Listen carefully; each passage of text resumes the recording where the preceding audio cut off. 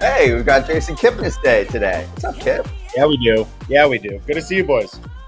You too. Hey, happy first few weeks of the season. Actually, happy Spencer Strider Day to those who celebrate. I was on Braves radio this morning, and you can't come back soon enough. And also, if you like watching swing and miss, and maybe, Kip, if you like watching a guy that you are happy to not be facing in your life. That would definitely be a name I would not look forward to seeing. He's done and he's good for the game, so I'm happy to have him back. Me too. Yeah, so he'll start today for the Bravos. They need him. They do, right? They need a lot. They need Strider, Sewald to get going. Schwellenbach got whacked around a little bit last night. They need offense. Cunha. Well, when's he coming back? I think still. But it's not just Acuna. I mean, Riley's had a couple nice games, but just it hasn't been the Braves offense we've come to expect. He's inconsistent so far. Ozuna's been good. Yeah, Ozuna's been really good. Man, it's crazy for a team that, almost cut him, and he couldn't hit 2 years ago in April. He was like the worst hitter in baseball, and they kept him, and he saves them often in the lineup. Yes. I was just going to say, the Braves deserve some credit for sticking by him and through a bunch of things, and I think they've reaped the benefits over the last year and a half. I mean, for longer than that, because he's been with them and all that stuff, but many teams probably would have abandoned ship on him at numerous points, and they stuck by him, and they deserve some of the credit here. Yeah, I would have abandoned ship. A lot of people would have. That's one of the big arguments among fans is him. Mm-hmm.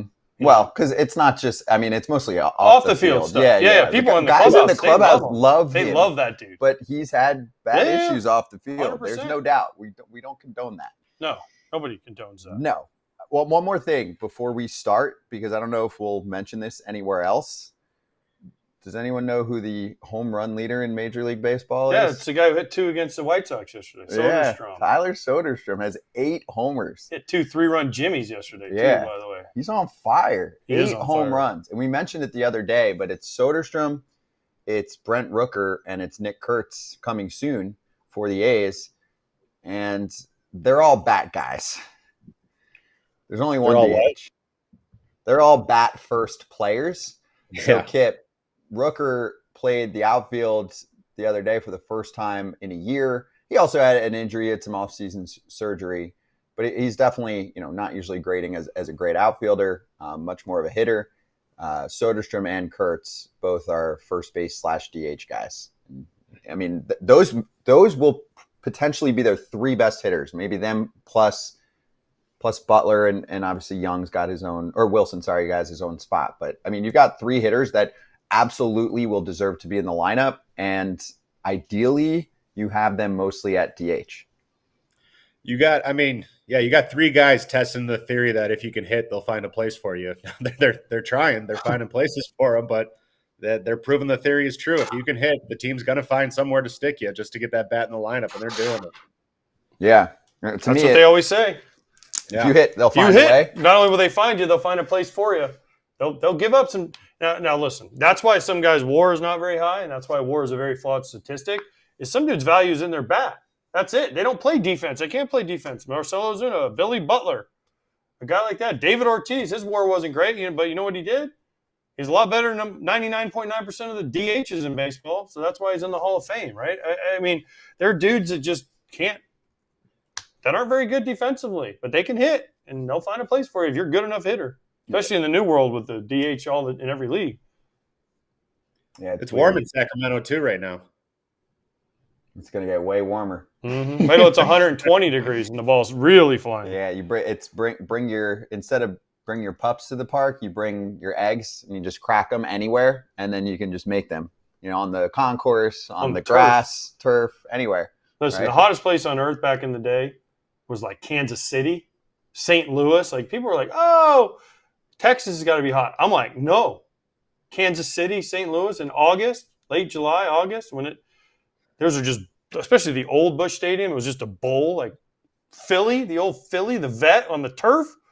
That was the hottest game I think I ever played in my life. I thought Matt Lecrow was going to have a heat exhaustion in the middle. It was bad. And when you touch the turf, it's hot. You can see the steam radiate. Like, I don't know if Kip ever played on like the old turf, like the old, not the old turf, not the new stuff. I'm gonna throw Baltimore in there too in August. And obviously the old Texas one too. Those games, there's like my hands would get like I would probably go through a pair of batting gloves through each at bat just because I'd sweat through them. There's so much during one at bat. Yeah, there were certain places where I had to have a rosin bag in my back pocket. Yeah. As a catcher, I would keep a rosin bag because my hand would get so wet from how sweaty I was, from just because I wore wrist wraps, so they kind of held the sweat off my hand as much as they could.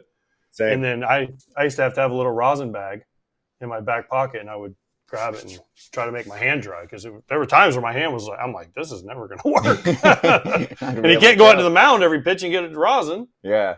So, no, there's some hot places. Sacramento's going to be one of them. I can't wait to see that one. Well, just to clarify, though, on Sacramento, they were going to have the turf. Then there was complaints. So now they are rolling with the grass right now, as you can see. There's been a lot of complaints in West Sacramento for the Oakland Athletics. Yeah, but there were complaints leading up. They were originally going to do that turf that they had there. Yeah. And then, I mean, there were multiple, but I would assume that the players complaining probably took the cake where they're like, this isn't going to work. And I think the league was concerned about how it's going to get so beat up on the grass there with more action. Well, they're playing 160 games or something crazy. 81 for the A's and 70 for the minor league team. So that's 150 games they're going to play there. It's a lot of damn games. Mm-hmm. That's nice for the AAA team to be able to have that major league kind of grounds crew on it all the time now this year. It's a nice little here's one thing no one has answered me. When the A's move out, does the minor league team, the AAA team, get to move into the big league clubhouse, or do they have a separate clubhouse that's minor league only? Does anyone know the answer to that question? Because I haven't heard that part yet. I would hope they'd get to move into it if they put in the money. But then you got to move all the A's stuff out. See, so if I'm a player on the A's, I'm like, my locker, I got it set up. You know how it was. You get your locker set, and you kind of have everything in a certain place, and then all of a sudden they're going to have to move it out and then move another guy into your locker. Like, that would suck. Yeah. It's 2 floors, so don't they have it set up? I don't know. That's my question. I don't know. I've never been there. We got to ask. We'll get one of the guys on pretty soon, and we can ask him what the setup's like. Because we haven't had anyone on since they started playing there from the A's side, have we? I don't think so. No, because we were at the A's the last day of spring training. Right. So we'll bother them soon. Yeah, we like to give everybody a little break, and then we'll start hitting up some A's. Let's get Soderstrom on. Soderstrom. Yeah. Soderstrom or Soderstrom? Soderstrom. Like soda, Soderstrom. But yeah, Soderstrom. I'll put him on my immediate guest list. Ask. Tyler How would they say that in Chicago, Kip? Soderstrom. Soderstrom. Yeah, Soderstrom. Yeah. Soderstrom. That guy. He's got a nice car, that guy. We're not Boston. The cat. No, they go car. Wait, well, we're going to do Chicago talk right now. Let's do a few minutes on this Matt Shaw news. Let's charge. Charging the mound. Nice win for the Cubs, by the way, riding Shota Imanaga over the Padres. Those are 2 good-looking teams right now. But before the game, our Patrick Mooney from Northside Territory and The Athletic said they're demoting Matt Shaw. They're calling up relievers Luke Little and Daniel Palencia. Also, Vidal Brujan has been activated. Nate Pearson was also optioned, and Eli Morgan, who had been struggling, is put on the injured list. Let's start with the headliner here. Matt Shaw, rookie, debut out in Tokyo. This is the guy to answer the bell at third base for a team that made an offer for Alex Bregman but came up short. Kip, they gave him 16 games he wasn't hitting. His defense actually was pretty good, and it was better than most people thought it would be from the jump. What do you think of this decision? This is his first time up, right? This was his first chance in the big leagues. Listen, there's a lot of guys. I don't think people realize the jump that it is from AAA to the big leagues. It's almost a different game in the sense of the speed, the skill, everything that goes into it, and just everything. Listen, this guy's going to be a good player. Sometimes it just takes some time. You look at some of the best in the game. People forget Mike Trout was sent down, I believe. Jose Ramirez was sent back down. Sometimes it just takes that little – it doesn't work out the first time, and they go back, refine their approach, or fix some loop that they got and realize that they're able to take that breath now and reassess and come back, and then they kind of start to fill it out. But it just doesn't happen for everybody right away. So he's still a good player. The defense is there. The bat's coming. The defense is still – it's a ground ball, whether it's in AAA or the big leagues. You're going to be fine with that if you got a good glove. It's the hitting part that takes almost more time to get used to. I think AJ will agree with me on that. Oh, 100%. But here's my thing is I said it. He's got such a funky swing and so much movement and so weird. I said this after the Japan series. I was like, well, is this guy going to be able to hit? And we've asked our Cubs guys. They're like, oh, he's always hit in AAA. He's hitting A-ball. He's hitting college. There's a jump, like Kip said. And I don't know if there's ever been a bigger jump than ever from AAA to the big leagues with velocity stuff, all that stuff. Because everyone has good stuff now. They're in the big leagues. They're not in AAA. There used to be a lot of dudes in AAA that were like 6-year free agents, the 30 to 32-year-old guy that was hanging around, but he was making 25, 30 grand a month, which was a good salary back in the day for AAA. And they were hoping to get a month here, a month there, but they were still really good, and they would flip 2-0 breaking balls in. But now the guys in the big leagues are all like 95, 100, 100, where I don't know. I haven't been in AAA, but I've heard there's just a difference in the play, right? So that's the question is how do they get him to be able to hit? Because he has to be able to hit. Defense is great, but the Cubs need him to hit because he was brought on this team to be their third baseman and to hit, not to play third.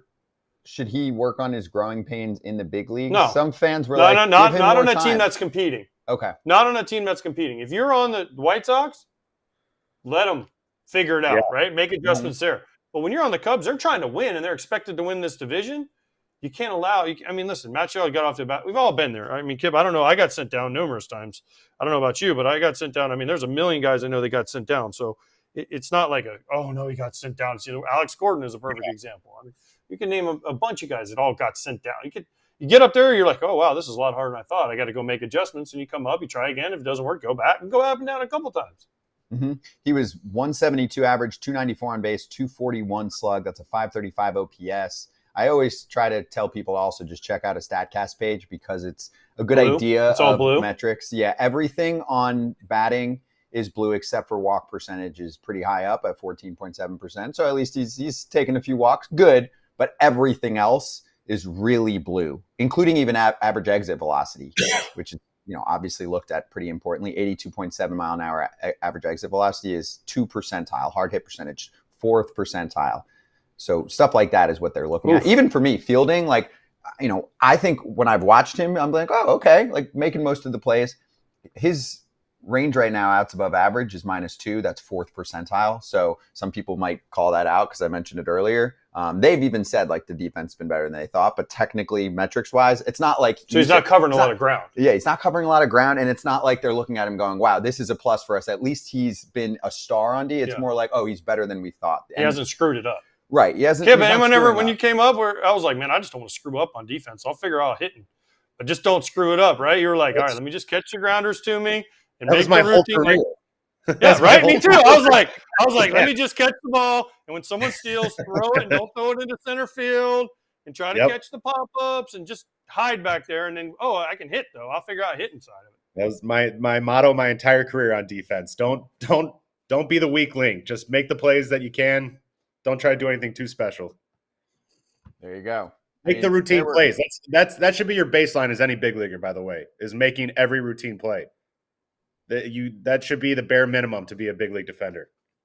The difference is now that the defensive metrics will still punish you if that's your see. thought That's process. why some. That's where it gets a little. There's too things crazy. that I mean, listen. I know there's people out there that are way smarter than me, but there's metrics. I don't know who counts these metrics because I can look at a guy and be like, that guy's pretty good, and then his metrics are pretty good. And then there's guys I'm like, that guy's pretty good, but his metrics aren't that good. And you're like, but he gets hits and he makes all the routine plays. And you count if I was a big league manager and I had 9 guys that I knew I could count on, the balls hit them, they're going to catch it, make it out. I'll take my chances more times than not because we're going to make every routine play. Now, every once in a while, you might make a great play, but if I got 9 guys that I know are going to make every route, if there's a 3-hopper hit to Jason Kipnis, he's going to field it, he's going to flip it to first, and we're going to get it out. My pitcher's got to have confidence. I'm sorry. I think it's why there's some sloppier play sometimes now too, Kip, because errors used to be basically the holy grail. Oh, how many errors does this infielder have, right? The second baseman, this shortstop, this third baseman. I mean, most front offices, they look at that, but they're mostly looking at the defensive metrics that are a deeper dive in their mind. And it's but wait, does he make the plays he's supposed to make? Because if he's screwing up a lot, those are the ones that really burn in games. I'm going to circle back to the conversation we already just had about the Oakland guys. I think it's become such an offensive-minded game that you're putting players out there who aren't necessarily defenders, who aren't necessarily defensive-minded players or aren't complete players, that their bats are so good you just find a position for them. So there's going to be players out there on defense who you're going to have to be okay that their metrics just aren't up to par or up to exactly what you want them to be because you're getting the bad out of them. And I'm wondering, that kind of also tails off into this conversation with scouting. Does scouting, how much do they use the sabermetrics or something when they're scouting? Or are they still guys just in the seats using the eye test and going off of that before they send them the report on up to the sabermetrics guys to look at then? The thing is guys that have more range usually make more errors. Mm-hmm. It's like I'll use Paul Konerko because you get to more balls and you try more crazy stuff. Like I'll use Paul Konerko. Paul Konerko, if you hit it within his 2-foot radius where he can move, you were out. You're out. Right? But his range factor was 0. If you threw it to him and he had to pick it, he'd pick it 95% of the time. But if you hit it outside that 2-foot radius, it was probably going to get by him. But if you hit it where he could catch it, you were out. Right? I mean, but then you have a guy, I'm trying to think of somebody that's super flashy guy. Like David Eckstein, right? Again, his range wasn't huge, but you hit it in his area, you were out. Right? And then there's some other shortstops that are way more flashy and can do a lot more things. They'll miss the one right to him, but the one 10 feet. Yeah, there you go. Okay. You want to use your guy. Ellie's probably a good example of that. I mean, man, he'll make some ridiculous plays. But then the 2 hopper right to him, he clanks or throws it away. Yeah, and he's getting better at that too. No, I know. But I mean, he's a bit above average right now on his range to start the season. He's got a sick arm too that can make up for some of that stuff. So, but I know what you're saying. Now, what would a fan rather watch? Depends. Depends on how many errors. Yeah, depends on the threshold. But again, Matt Shaw's not there for his defense. Yeah. They were just hoping his defense would be average, which it's been. He was there because he could hit. Mm-hmm. And that's why they were like, we need this guy as our third baseman. And he hasn't done that. They're sending him down to make some adjustments. I mean, Kip, I don't know if you've seen this dude hit, but he's like super closed and has like a super, and he like has his front toe way closed. He's got a big leg kick that kind of swings open. There's a lot going on. That's a lot to time up for a big league hitter. Mm-hmm. He had a weird start too. I mean, not to just completely defend him on everything. Sometimes you do just got to hit, but like you had the whole Japan series, then you had he just had a bunch of stuff to work with on this early on though. So I think, listen, he's going to catch his breath down there. He's got the right mindset, hopefully, where it's just not the end of the world. And he'll be back up here in due time. It's going to happen. Yeah.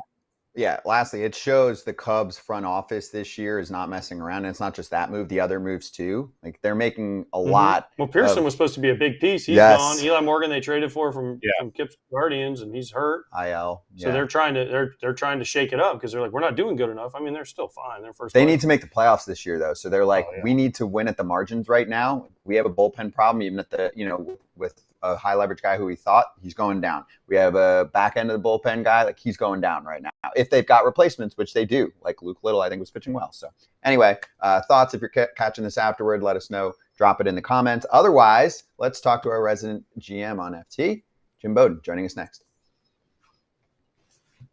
Oh, and I knew I was going to forget something. Northside Territory is all over this story. Patrick Mooney was one of the ones to report it yesterday. Sahadev Sharma on with him, his colleague at The Athletic. Make sure you get the show. It's awesome. If you want your Cubs coverage, or if you don't like the Cubs and you're a Cardinals fan, I would still check it out. Be right back.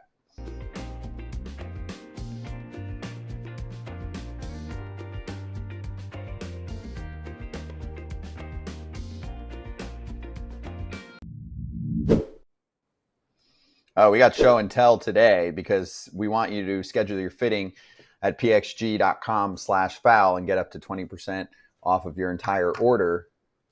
Let's see it. Sorry about it. Look at this. The new putter, the new Allen putter, it's called. Look, Allen. Allen. Pretty. She's pretty. That is pretty. Look at this. Ooh. Only problem is it doesn't fit my putter.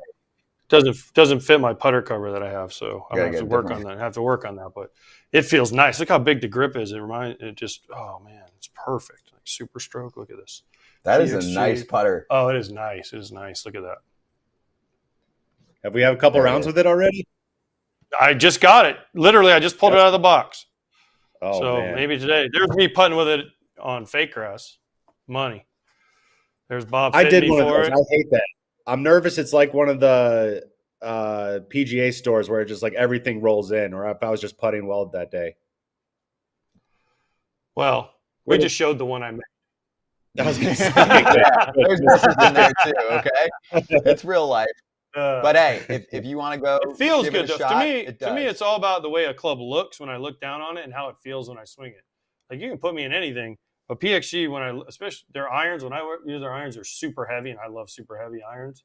And then the putter, when I look down, it has to feel good in my hand, and this one feels good. So that's why I had an old, I think it's called a Mustang or Maverick. I forget. It's one of them M words. And now the guy talked me into trying this new Allen putter because it's something about the way it doesn't turn when you, I don't know, but it's supposed to make more putts. We'll see. We will see. Head over to pxg.com/foul to save up to 20% on your entire order. Restrictions apply. See site for details. Schedule your fitting today. And while we have a quick minute, we're at 91,000 YouTube subscribers. Press that sub button. Like this video. Give us some love. We're doing 2 hours live every day on FT. It's a network that has 16 shows. So if you are watching right now and you haven't hit the subscribe button, it would be nice because I know it costs a lot. How much does it cost? As much as that putter, nothing. Well, if you're AJ, for me. That's true. That's true. So give us some love. Rest of the show today, Jim Bowden's joining us. We're going to talk to a creator and an influencer who's a big Angels fan too, Swilly Sports. Paul Sewald is going to join us, so we can chat with him about what's going on. Do we do that because Kip's on, so we can talk about the Guardians? No, that actually lines up. That's living by accident, but I'll take it.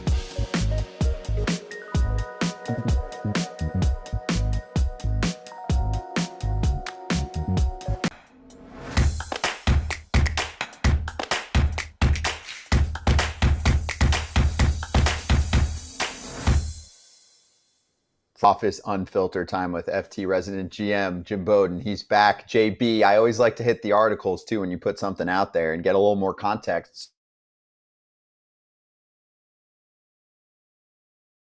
Can you give us one or two that really stand out so far?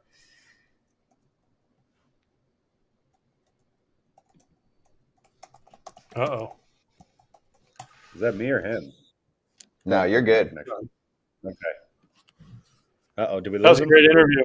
You know why that froze on him? Because he didn't have like the Louis Vuitton hoodie on that he always has, or like he always has like a Chanel hoodie or a Gucci hoodie. It was just looked like just a plain red one today. So Jim might have had to get off the change for a second. The crazy thing is, hopefully he's back any moment and he hears that, and then he comes on and probably drops. Oh no, that was actually Supreme or Kith or some other fancy crazy brand. Kith, by the way. Kith, by the way. I don't know if you've been to Kith, Kip, but man, the kids are all into Kith. I have.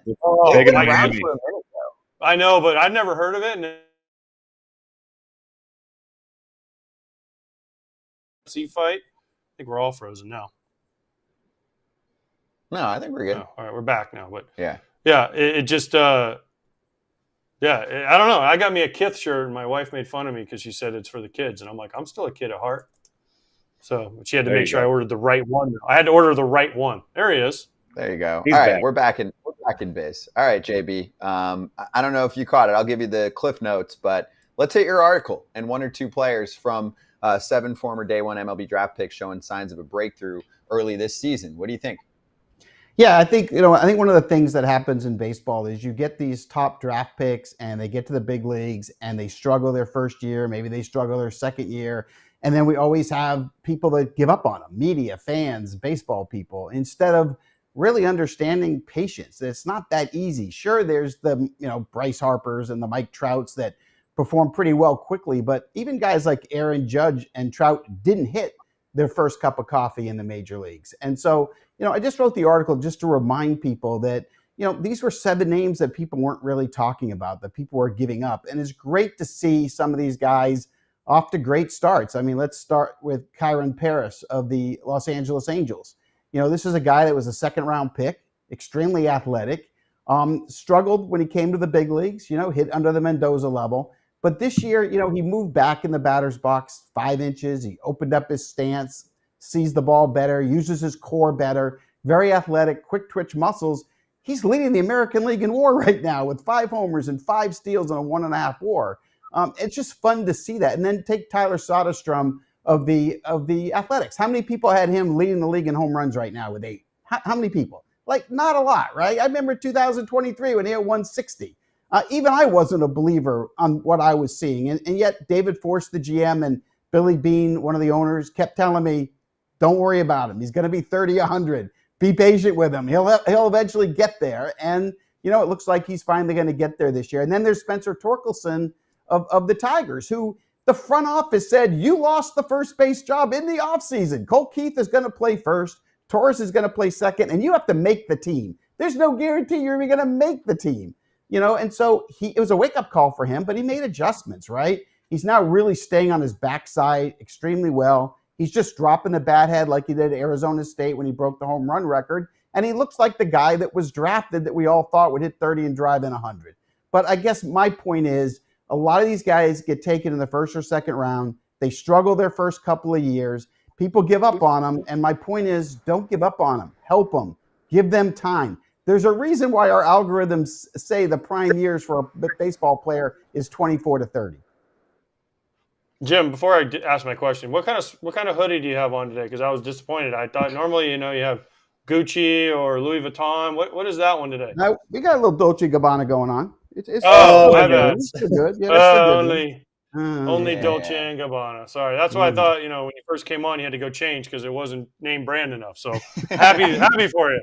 I've got a lot of aloe though. I actually lead the league in aloe hoodies, to be honest. Wow. Really? Okay. Yeah, I like it. Interesting. I've never had one of those. Yeah, my favorite. All right. So you're talking about guys that struggled to begin with. We were just talking about Matt Shaw with the Cubs. He got sent to AAA. I've said he's got a ton of movement. He's got to clean some of it up to be a productive big league hitter. This isn't the end for Matt Shaw, right? Like he can go down, make some adjustments. He'll be back. And I think that's one of the things you just talked about is just because guys struggle early doesn't mean just to write them off automatically. Guys get second chances, and when they do, they just have to cash in on them. Yeah, there's a lot to unpack kind of here with Shaw, like an onion, right? So at Maryland, he was short, quick to the ball, right? Reminded me a little bit of how Jose Altuve was coming up, right? Just dropped the barrel head, contact, surprising power for the size. Looks like he can hit eventually 25 homers in the big leagues.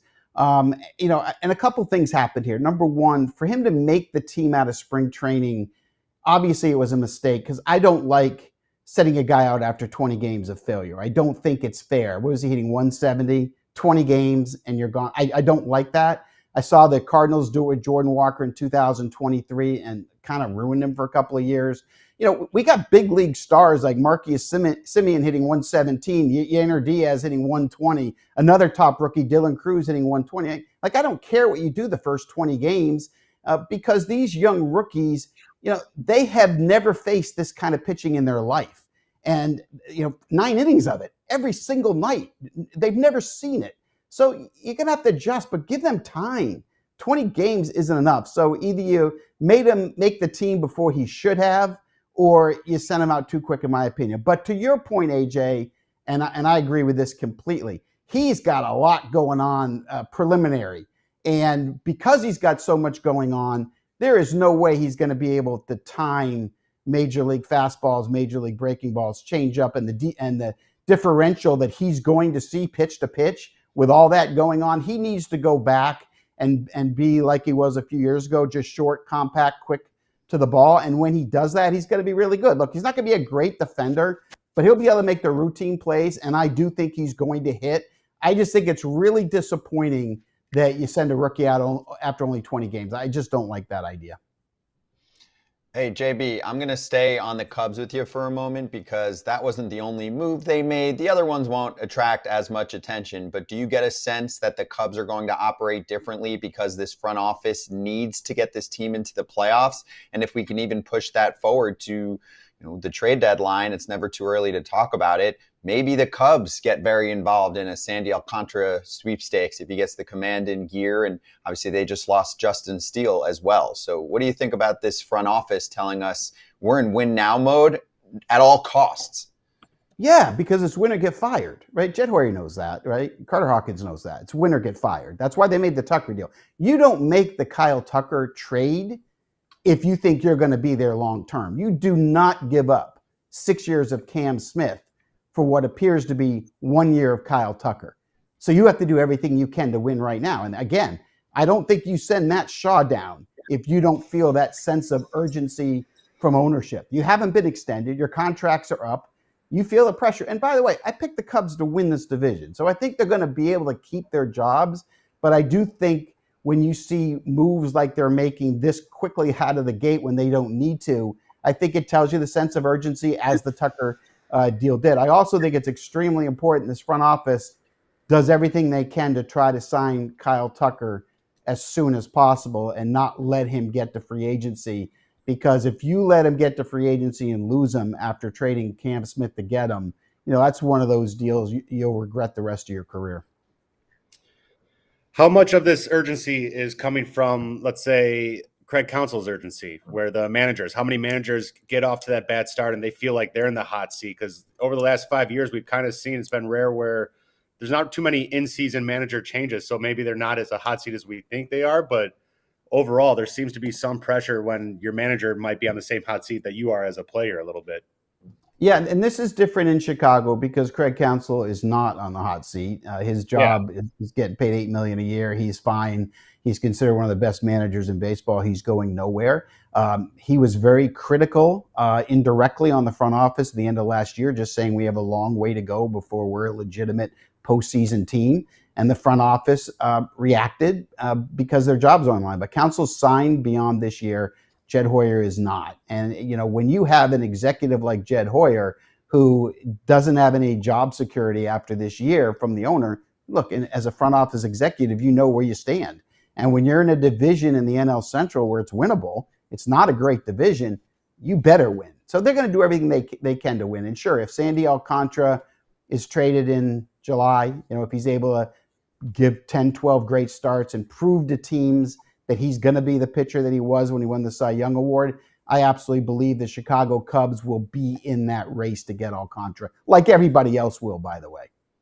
I agree. Counsell might not have been my best example, but would you say, and I'm not even happy that we have to talk about this 20 games into the season, but across the league, what managers would you say need to win this year? What managers are on the hot seat if their teams just don't come out the gates the right way like they might be?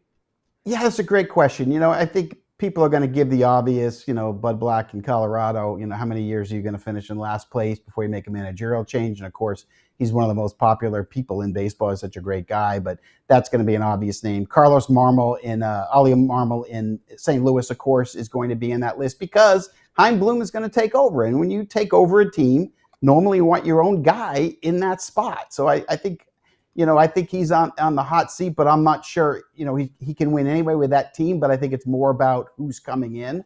I think we have a chance that, a Bruce Bochy or a Brian Snitker retire.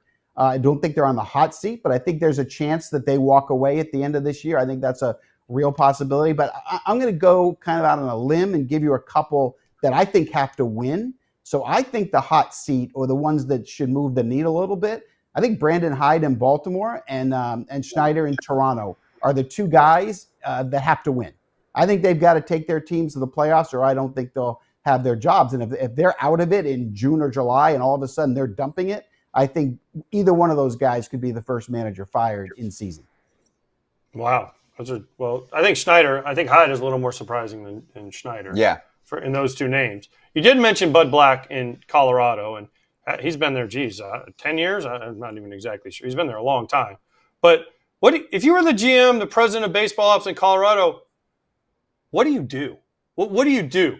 Because it's like the ownership won't give us money to go out and get guys. When we go out and sign Chris Bryant, he can't play because he always seems to be hurt. But yet we don't. Well, we draw almost 3 million fans every year, so the owners are happy because they're making their money. If you're in charge there, what's your path to success in a really tough division? Yeah, so if I'm in charge there, then you're telling me I'm the owner. So if I'm the owner, I'm going to make a change at president, GM, manager, and I'm going to completely clean house. And I am going to absolutely 100% rebuild that organization from the bottom up. And, look, what they've decided to do in that organization, and I love Bill Schmidt, the GM. I think he's a great baseball man and a great scout. That's his best role, in my opinion. He's a good talent evaluator of amateur players. But this team is not keeping up with every other team in baseball. They don't play in the trade market significantly ever. They don't play in the big free agent market ever. They're all about homegrown, and they over-evaluate their own prospects. So instead of trading prospects when their value is high in the industry, they hold on to them until the prospects no longer carry their value. They're not run properly. They have a very shallow front office. They're well behind in a lot of areas like analytics and technology. And that's a problem. And look, I love Bud Black, and I would keep him in the organization, in some kind of role. But I think I'd probably go with a younger, more development-oriented, leadership group there, and change the way they do business completely, because they're just far behind in the times. Yeah, listen, Jim, I've said this on the show repeatedly. They need to do something crazy. They need to go full raise and shift and go Joe Madden or openers or just try something, because everything they've tried for years hasn't worked. I know they made the surprise run to the World Series in, 2007, when they won like 25 of 26 games to get to the World Series. But other than that, and when they had the Blake Street Bombers, but other than that, it has not been a long-term success of anything. And they've had some really good players go through there. So at some point, you got to try something crazy. I don't know what it is, whether you just go all mash, like the Indians did back in the day with Manny and Tomey and all those guys, and the Blake Street Bombers did back when they first started. I don't know, but you got to do something different, because what they're doing now ain't working. Yeah, I think you got to go back in history and say what did work. When you mentioned them winning, and it was the Blake Street Bombers, right? It was a lineup that just pounded and took advantage of Coors Field. I mean, we all understand it's the best offensive stadium to play 81 games. So why don't you build your team around taking advantage of those 81 games and try to win 60 or 70 of those 81 games so you can play 500 on the road and be in the postseason. You have to do things differently, but you can't get too far behind your opponents in the front office right now. With artificial intelligence seeping in, the analytics and technology these teams have, I mean, we're seeing really smart executives from 5 years ago falling behind in 2025. Executives that I really respect, that really were ahead of the game in terms of analytics 5 years ago, and all of a sudden they fell behind some of the best front offices in baseball. And you've got to be really careful right now to not get too far behind, and Colorado's way behind. Yep, I'm with you. All right, so this one had front office implications around baseball. We haven't had you on since, and you put this out there in an article and on Twitter. Let's get some video evidence here from you as well on Vladdy Jr.'s extension. So you said, I'm really happy for Vladdy, the Blue Jays and MLB player, starting with Kyle Tucker. But for MLB teams, this extension is disastrous and will change the market for star players forever. Why? Yeah, so let's start with, because everyone's going to point to Shohei Ohtani's $700 million, but if you look at the net present value of that deal, it was between $460 and $480, depending upon what accounting firm you want to believe in. $460 to $480, that's all it was, and we're talking about the best player on the planet. And then everyone's going to point to Juan Soto's $765, but I'll argue that's a generational talent. I'll argue that's the Ted Williams of this era. And I'll also argue that was the Yankees and Mets doing crazy things. Why? Because they can. And I'm going to throw those two out. I just am. And so then I'm going to look at the rest of the market of players similar to Guerrero, right? So I am going to look at Rafael Devers. I'm going to look at Corey Seager, Manny Machado, Fernando Tatis Jr., Mookie Betts, Aaron Judge. All of those guys were between 300 and 365. All of them. That's where they were. Trey Turner was 300. I can give you name after name. All of them were in that little box. And now you just took that box and you put it at $500 million. You just put it at $500 million. I can't argue now. I cannot argue now. I can't sit there and tell Kyle Tucker that, no, you need to be paid where Betts and Judge were paid. You need to be paid where Machado. No. Guerrero's there now, right? We have Soto. We have Ohtani. He's not going to ask to be paid more than them, but he's going to ask to get more than Guerrero, and he's going to get it. He's now going to be between 500 and 600. So, look, this signing, I'm happy for players. I am. I'm happy for Vladdy. I love Vladdy, right? I think it's great. I'm happy for him. But for the 29 other clubs that are trying to compete, and especially small to middle markets, to know that if I have to sign a star in free agency that's 26 to 28 years old, that I'm going to have to pay now 500 to 600 million, twice as much as Bryce Harper and Manny Machado and Corey Seager and Trey Turner are getting? Oh, yeah. That's funny. And by the way, I said Vladdy played him perfectly. Vladdy played that unbelievable, and his agents deserve a ton of credit because they played him so good. and they got an unbelievable deal, and one that I'm still kind of like, wow, I can't believe he got it. You mentioned a guy in there, though, Juan Soto. You called the Ted Williams of his time. He's already made quotes about, I don't have Aaron Judge hitting behind me. I'm not going to, wait, what? What? You got Pete Alonso who's raking behind you. He's on fire. What do you want? You're supposed to be, you just said of Ted Williams of your generation. Heck, Barry Bonds didn't care who was hitting in front of him or behind him. He just walked more. But I don't know. I think it's a little early for Juan Soto to already be saying, oh, man, I don't have Aaron Judge already. Well, I think if you sign Soto, you shouldn't be expecting the Soto we saw last year with the Yankees, right? With the Yankee Stadium in right field and Judge hitting behind you. I think you're getting the Juan Soto that we saw in Washington win a World Series. I think you're getting the Soto we saw in San Diego. That's the player you're paying for. He's off to a little bit of a slow start, but a slow start for him is 39% on base percentage and on pace for 27 homers. Yeah, it's a bad start for him. But, I'm expecting, I don't know about you, I'm expecting 420 on base and 35 homers. I'm not expecting 44 homers. When Judge is hitting behind you, the best hitter in the American League, I'm going to pitch to you more than I'm going to pitch to you if Alonso's there. Now, Alonso's going to do damage, and right now, he's the best hitter in the National League, right? And I think he's going to hit 40 and drive at 120 because he's going to benefit from having Lindor and Soto in front of him. But sure, with Juan, you just got $765 million and Judge isn't behind you. Yeah, I'm going to let Alonso beat me, and I'm going to be really careful how I pitch to a $765 million player. So I think it's accurate. That being said, Juan Soto is going to hit regardless of who's hitting in front of him or behind him. He'll finish with an on-base percentage that starts with a 4. He'll end up with home runs that begins with a 3. That's just what he is, and he'll bring personality. He'll bring the Soto shuffle. He'll sign autographs. He'll have that great smile. I'll get to cover him at the All-Star game and in the postseason. So, yeah, I'm okay with it. Why can't you expect it, though? Why can't you expect the year he had last year, Jim? Kip agrees with me, I think. Why can't you expect it? You paid him $765 million. You paid him on last year, as they say, your platform year, but then you don't expect to get those numbers? I'm thinking maybe we should expect that a little bit. I guess it's like when I traded for Ken Griffey Jr., right? And I traded for Jr., and I thought I was getting the Jr. that he was in Seattle. And then, I got 1 year like that. And then, he had some injuries, but, I didn't get exactly that the rest of his career. And I can look at Miguel Cabrera and Albert Pujols and all these other guys, and I can give you the same storyline here. I think that he was coming off his best year, and I never expect a player to always come and be able to repeat your best year. I think it's better to look at a player's career and what he did the 4 years prior to signing him. And I think you can put that in a blender and grind it all up and then take the average numbers, and that's really what you're paying for. And I think you have to give credit to Yankee Stadium, where if you hit a pop-up to right field, it's a home run. I mean, it's going to pad your numbers. I don't care what anybody says. And if Aaron Judge is behind you, it's going to pad your numbers a little bit more. I mean, we saw it watching him play last year, and I think the reason I don't expect to repeat it is I saw how he did it last year, and I saw how pitchers, treated him with Judge behind him.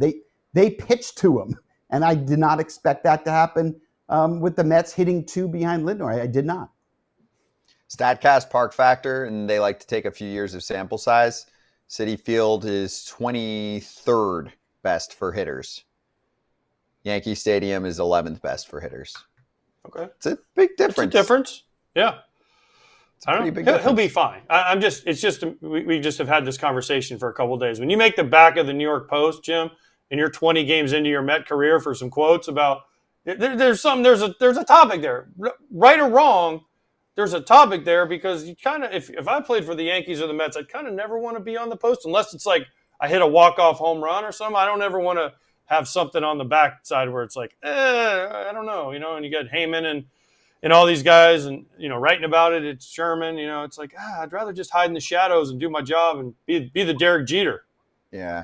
If he gets on 40 I guess with Juan, it's a little different, right? Like when I interviewed him in spring training, he was really open about everything. And I kind of respect that about Juan because, he'll talk and he'll say things. And if he says the wrong thing, it's okay because he's transparent in what he's thinking and what he's feeling. And he came out there and said, look, they're pitching me different. I had the best hitter in baseball behind me and they're pitching me different. Well, they are. So is it wrong to say? I mean, sure it is with the media and the fans. I get it. I understand the criticism. You paid $765 million. Say the right thing. I like the unfiltered part of this show, right? It's not filtered, right? You say whatever you think, whatever you feel. That's kind of what I want from players too, and I want from managers. It's okay if we all tell the truth. We don't always have to be politically correct. And by the way, I've had a lot of bad publicity in my career. I've had good publicity. It's not a bad thing to be on the back page of the New York Post, even if it's negative. Yeah. All publicity is good publicity. And mic drop on that last part too. Yeah. We want the transparency. No, we love the transparency. I want him to talk. It's just, it's just a topic though. When you say things, trust me, Jim, you're talking to the person that's had everything said about him. So, I mean, I've been on every back page, front page, middle page, inside page, every page you could be on. I get it. But, it's just a topic to talk about. And you being a GM, former GM and in charge of baseball, I just wanted to get your opinion on it. Yeah, it's good stuff. Well, it's different. If you want me to put the GM hat, my answer is a little bit different. I don't want No, we want the truth. We want the truth. So I know, but in this job, let's put it out there. In that job, you have to sell tickets and you have to work PR, and the fan base is extremely important. And so you always got to tell the truth, but it's okay if we say some right things as well instead of some negative comments, because sometimes the PR perspective of it makes it difficult when you're sitting in the GM or the president's or the owner's seats. Health, on base 40+% of the time, and 30+ homers every season for a while. Mets fans will be happy. They'll be fine. They got to win. They got to win. They got to win. That's true. And right now they're winning. JB, awesome seg. We'll catch you next week. All right. Look forward to it. Appreciate you. That is Front Office Unfiltered with Resident GM Jim Bowden.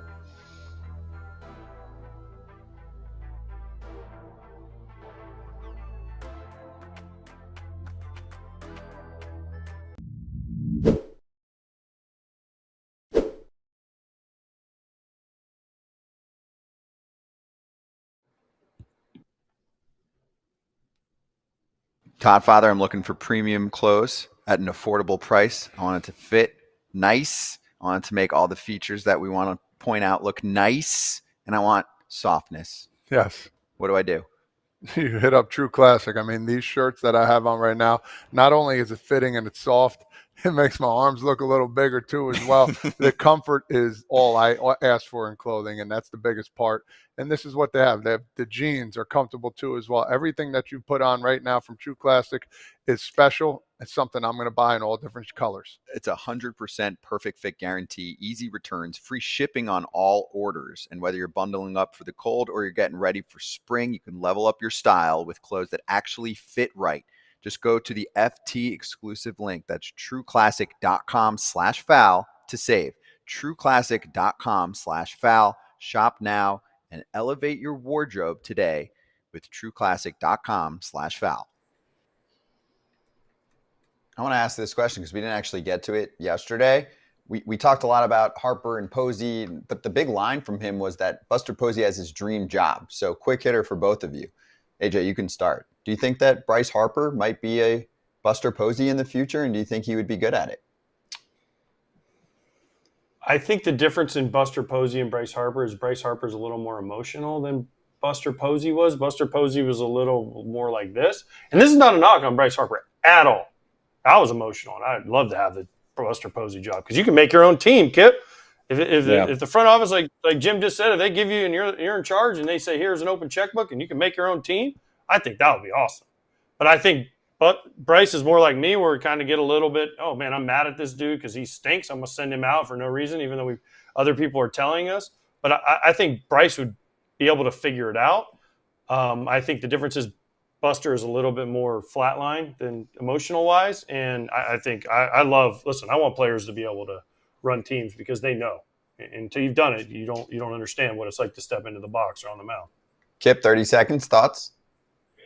Besides the emotional factor, I think the difference is the positional factor. I think catchers just make better GMs or in that sense. I think they're more students of the game. They understand the ins and outs more because they have to learn it to play the position. I think they learn the pitching side because of the relationship they build with pitchers, and then they learn the hitting side because of their own career. So I think they just know the ins and outs and what they're looking for. Catchers are just smart. That's it. You could have just said that. Catchers are the smartest, Kip. That would have been fair. I didn't want to.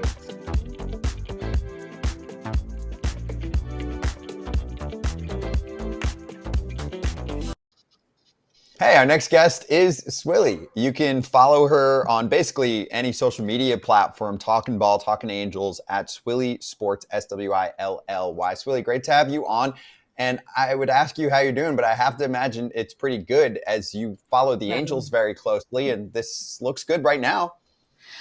Yeah. First of all, thank you guys so much for having me on. I'm super stoked to be here. Super stoked to talk about Angels baseball. But yeah, I mean, the vibes are high. Look, we're 2 games above 500. Like, I'm riding the wave while I can. Okay. Like, things are good. Vibes are high. Yeah, can't complain. To give people an idea of your personality and how you are also unfiltered like we are on this show, can you comment on what you saw over the weekend with Mike Trout and the fan interaction, and how you said at one point that Trout's a much better person than you? Yeah, you guys saw that, huh? So yeah, I mean, I think that's really it. I think Mike Trout is a much better person than me. The fact that he met with this father and son duo after the father basically ripped the ball out of his glove was very noble and very Mike Trout-esque. I mean, you guys know exactly what type of athlete, what type of person he is. He's constantly interacting with fans, signing autographs, meeting people, giving back, which, yeah, I mean, it's very much him. And again, I don't know if I would be quite that good of a person. So, yeah. Speaking of bad people, I know you. Just tell me, this is a yes or no. You're over 20 years old, correct? Yes. I am. Okay. That was a nice question. Okay. No, I know, that's what I'm saying. Nicest question of the day. Are you over 23 years old? I am over 23 years old, AJ. I am. Okay, good.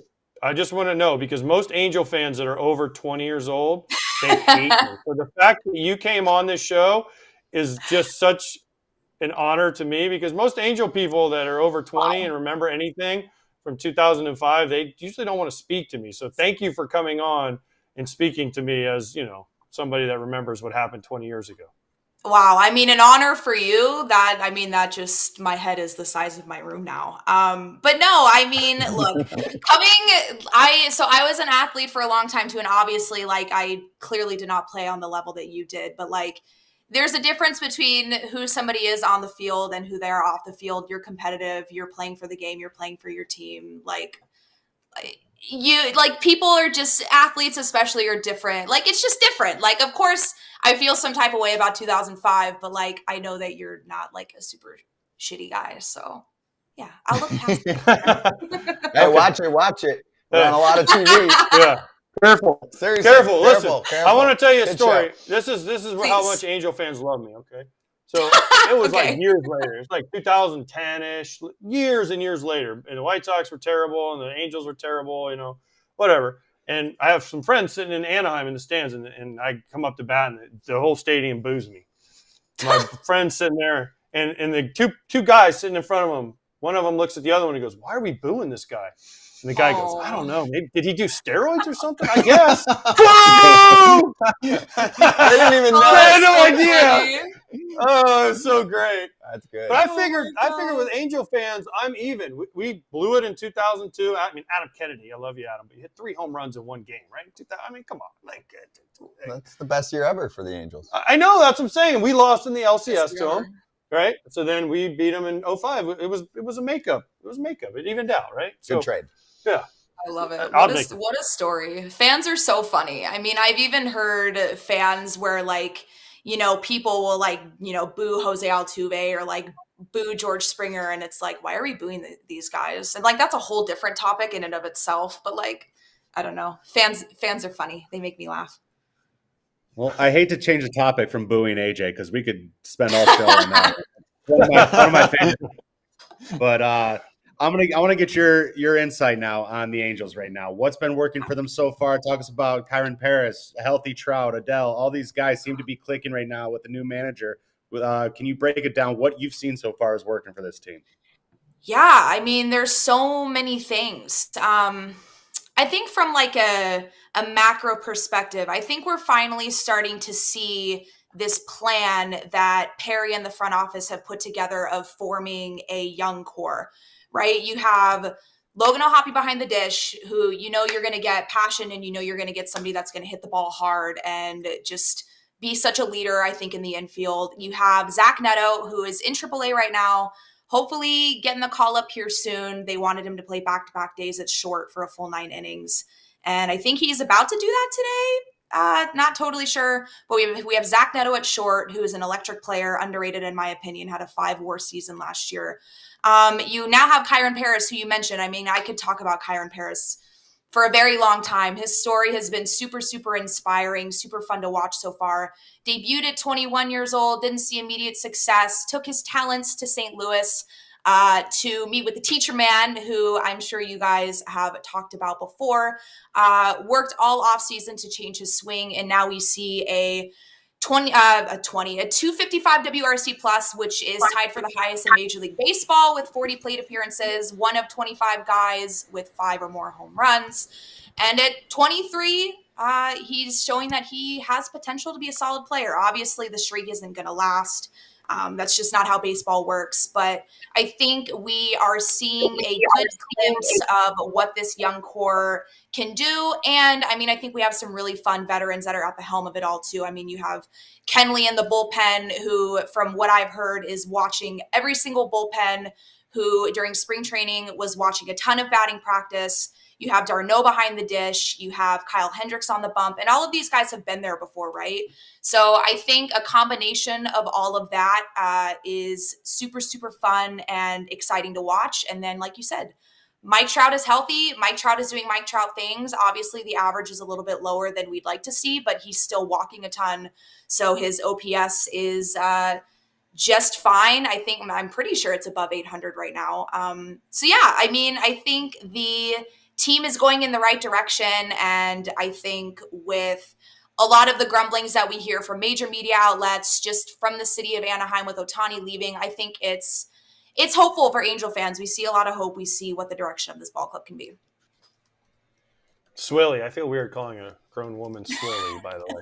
So you can. My real name is Sarah. You can call me either. I respond to both. Doesn't matter to me. Okay. Swilly Sarah.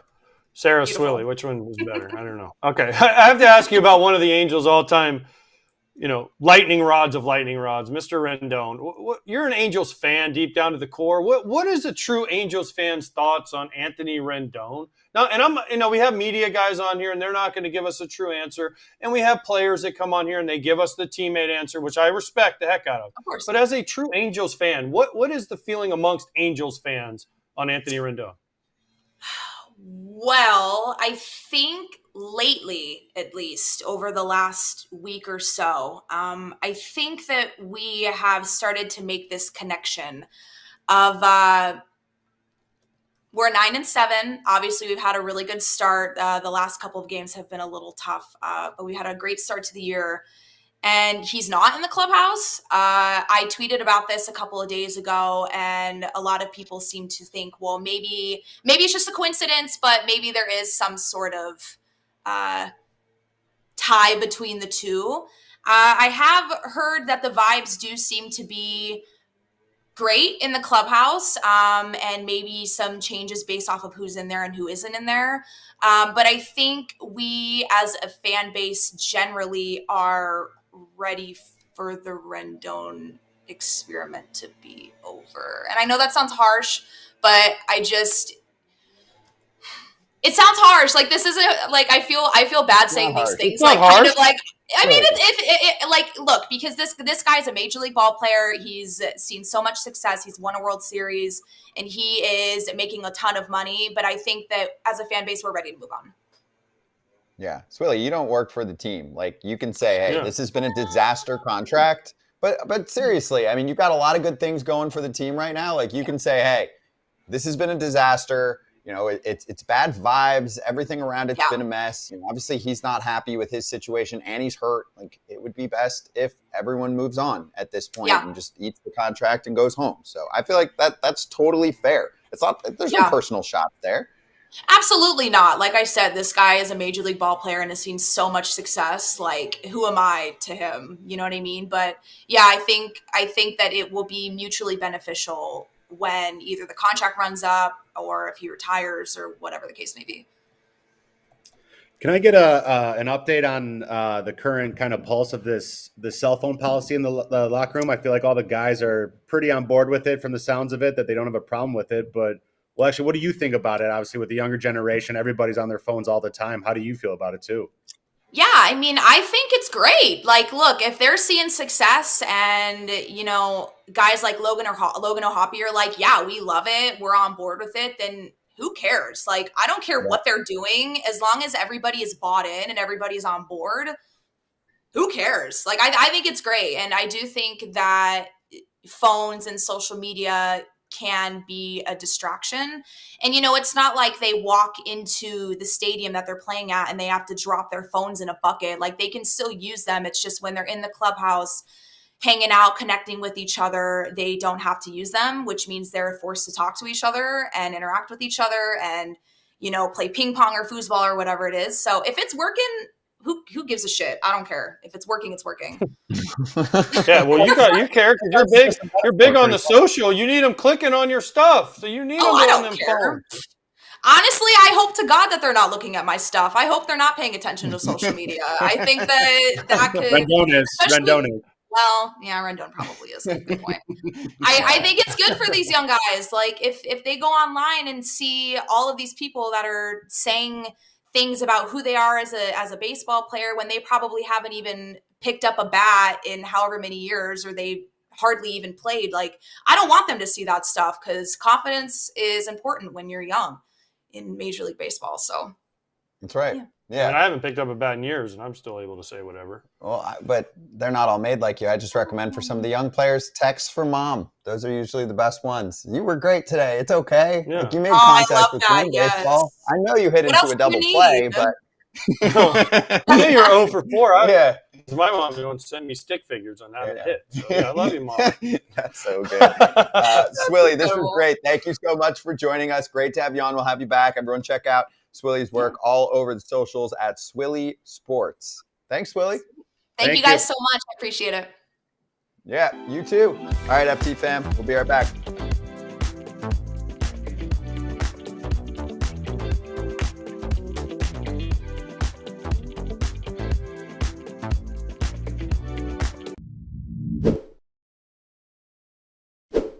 Your hair is so much more than what you see when you look in the mirror. With Nutrafol's science-backed whole-body approach, nourish growth from within and achieve your best hair yet. Nutrafol is the #1 dermatologist-recommended hair growth supplement brand, trusted by over 1.5 million people. See thicker, stronger, faster-growing hair with less shedding in just 3 to 6 months with Nutrafol. Physician formulated with 100% drug-free ingredients, Nutrafol supports healthy hair growth from within by targeting key root causes of thinning like stress, hormones, and aging through whole body health. Start your hair growth journey with Nutrafol. For a limited time, Nutrafol is offering our listeners $10 off your first month subscription and free shipping when you go to Nutrafol.com and enter the promo code FOUL. Find out why over 4,500 healthcare professionals and stylists recommend Nutrafol for healthier hair.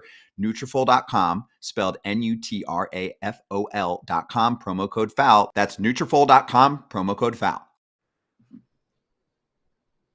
I did a good job spelling there. You got to do it quick. Anyway, Rice against South Florida, college ball, causing a buzz. This is great. This is great. I mean, the dude just grabbed it. He just grabbed it and walked off like it was no big deal. He grabbed the whole beehive, which we're showing here if you're catching us on podcasts later on. It's covered in bees. Of bees. My thing is I had bees in my house not long ago in a wall. They get into a wall. Mm-hmm. They don't bother you. Like if you just walked up and grabbed it and walked away real quick, as long as you're not allergic to them, you might get stung once. But I mean, we had like thousands of bees in a wall in my house. Like, here's the guy. He just grabs it and walks off like no big deal. That's incredible. They just fly away. But see, they just flew away, and they're like, wait, where'd our hive go? That is wild.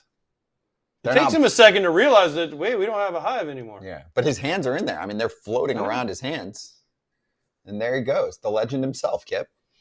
I used a beehive when I was younger. It was in my backyard as a hand-eye practice. I would dress up. It was like middle of the summer, covered every part of my skin so I couldn't be stung, had like winter hat, ski goggles, face mask, no skin was showing. I'd go out there and just swat at them with a bat trying to work on hand-eye coordination.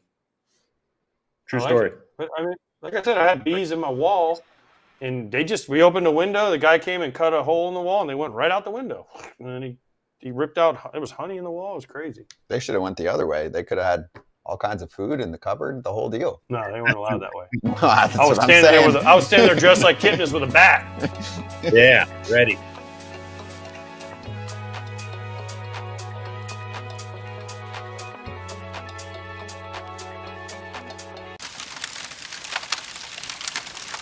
Let's hit Hot Corner. This is from Craig Mish on the Marlins radio broadcast posted by Fish on First. Across the Marlins minor league system this season, every pitch is being called from the dugout. Quote, they're taking that out of the catcher's hands. It's giving the catchers an opportunity to become better offensive players. AJ, I can tell from your face how this one's going to go. I mean, where do we start with this? Every pitch is called in Little League. Every pitch is called in high school. Every pitch is called in college. This has been the one thing. This is a divider for catchers. Can you call a game and get the most out of your pitchers? The coach in the dugout does not know what the pitcher has that day. I am sorry. The catcher with experience that watches his pitcher can tell how a hitter reacts. Sitting over in the dugout, you cannot do that. And this is one of the things Eric Kratz said about PitchCom. He's like, at some point, there's going to be somebody sitting in the dugout calling the pitches into the catcher's ear. And I have a problem with this, because it takes out the best part of a catcher for a lot of people, and that is being able to get your pitcher through extra innings because you watch them and you know how, like, especially starters, we can get them deeper because we know what they have. And, Jason Kipnis is coming up. It's the Greg Maddux story. I threw Jeff Bagwell a fastball one time just because I knew later on I was going to have to face him, and he'd think he's getting a fastball, and I punched him out with changeups.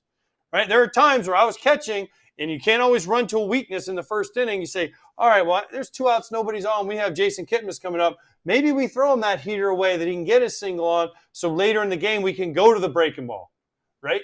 These are parts of the game that you can't take away. And one of the worst parts is, why are we calling – these guys are professional baseball players. They should have to study. That's one of the hardest parts about being a catcher is not only the physical part. People say, you had to be so tired. I wasn't physically tired. I was mentally worn out because you're in every pitch. As soon as you take a pitch off, guess what? You're chasing to the backstop. And everyone's like, what the hell's wrong with that Pierzynski guy? He sucks, right? You have to be locked in on every pitch, on everything that's happening. Your pitcher, what he looks like, what he has that day. Because some days he might have a great fastball. Next day he might have a good slider. One day they might have nothing. You get him through 6 innings, and you win, and you go home, you're like, damn, I did an amazing job today. Because I got my starter through 6 innings, and he didn't have crap. So I think this is awful. This is like when they tried to do the practice squad thing. Like, this is just awful. They're trying to reinvent the game, but they're reinventing it the wrong way. Mm-hmm. I'm not a fan. I don't have to say much that AJ didn't say, but if they're not doing it up top either, now this catcher doesn't have the experience from doing it much. If he's just been getting the pitches called for him, now he's going up to the big leagues without that experience of calling games or the experience of what that pitcher who might progress with him has too. So you're having him kind of reset when he gets to the big leagues, and he's now behind the ball instead of ahead of the curve of knowing how to call a game or with this certain pitcher. So I'm not a big fan of it. And by the way, as far as affecting his offense, one has nothing to do with the other one. I'm sorry. By the time you get to you learn in the minor leagues how to separate the two, so when you get to the big leagues, you can do it. And the ones that can do it are the ones that work out. The ones who can't are the ones that struggle on one side or the other. So when they get called up to the show, they're going to have no idea how to handle it. Exactly. Nothing. Makes no sense. Right now, maybe you think that's all going to happen in the future. Right now, you're not calling pitches from the dugout. No.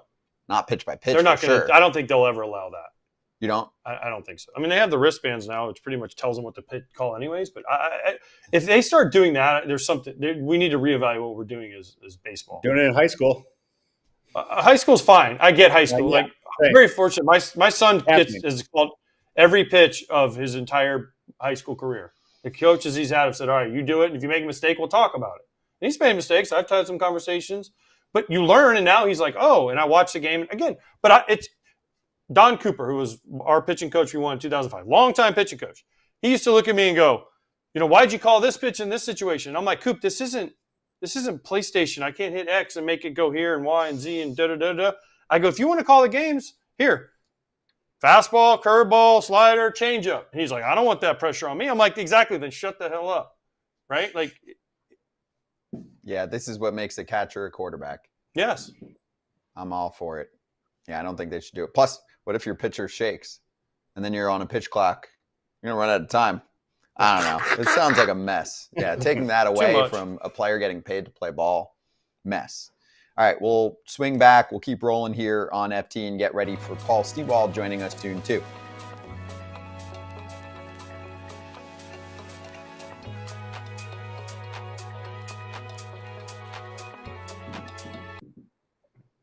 Hey, we've got a winner. Oh, who is it? So the IG handle is Jeffrey Meerman 10. Congratulations, Jeffrey. Yes. Are you going to look him up? Send us a DM. Adidas giveaway winner, Jeffrey Meerman. So the question was simple. Who's your favorite player? And you had to like and then comment on Twitter or Instagram. And yes, it's X, but I call it Twitter. And Jeffrey, you got randomly selected from our generator. So congratulations. Send us your size, and we'll try and do more of these. And if you have any suggestions for things you want us to do as far as giveaways, go for it. But the new Julios look sick, so we gave out a pair. You know who's going to be mad? This kid's in high school. Just get these? No, it's awesome that he got them. That's awesome. See, that makes me feel even better. 28. I don't know where that is, but so he's a youngster. Mm-hmm. But my daughter's going to be mad because she entered. And she didn't put me as her favorite player. So, well, what size? We got these. Try this out.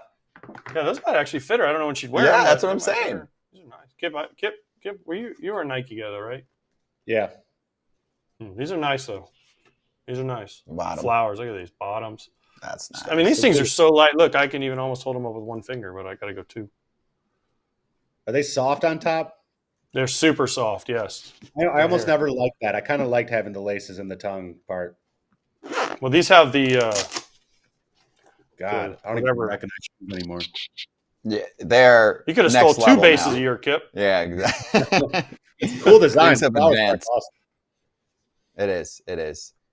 Real quick here, because we won't have time for it anywhere else. Did you see Alec Bohm making a little joke with the head tap? It was funny. Yeah. He didn't get ejected either. Which I thought was going to be a thing, right? I thought that was a thing. Not yet. Oh. Here it is. We got video of it. Pitch is called a strike. It was not, and he tapped and looked at him. It looked like the ump might have said something back, like, oh, he said, don't tap your helmet, apparently. He did say And he's like, timeout. And he went right to his helmet. I would have been like, I'm just adjusting it. There's something wrong. Yeah, I don't know what's wrong with my helmet. It's something I would have done. I for sure would have done that too, probably. Mm-hmm. They all know it's coming, too. I mean, it's happening next year. But that was the night, yes, after JT Realmuto got worked on a called strike that at the time was a pivotal time in the game. So. It's surprised the umpire said something. They have such thick skin. All the time. How many times did you have people in the dugout when the umpires, rabbit? Too many.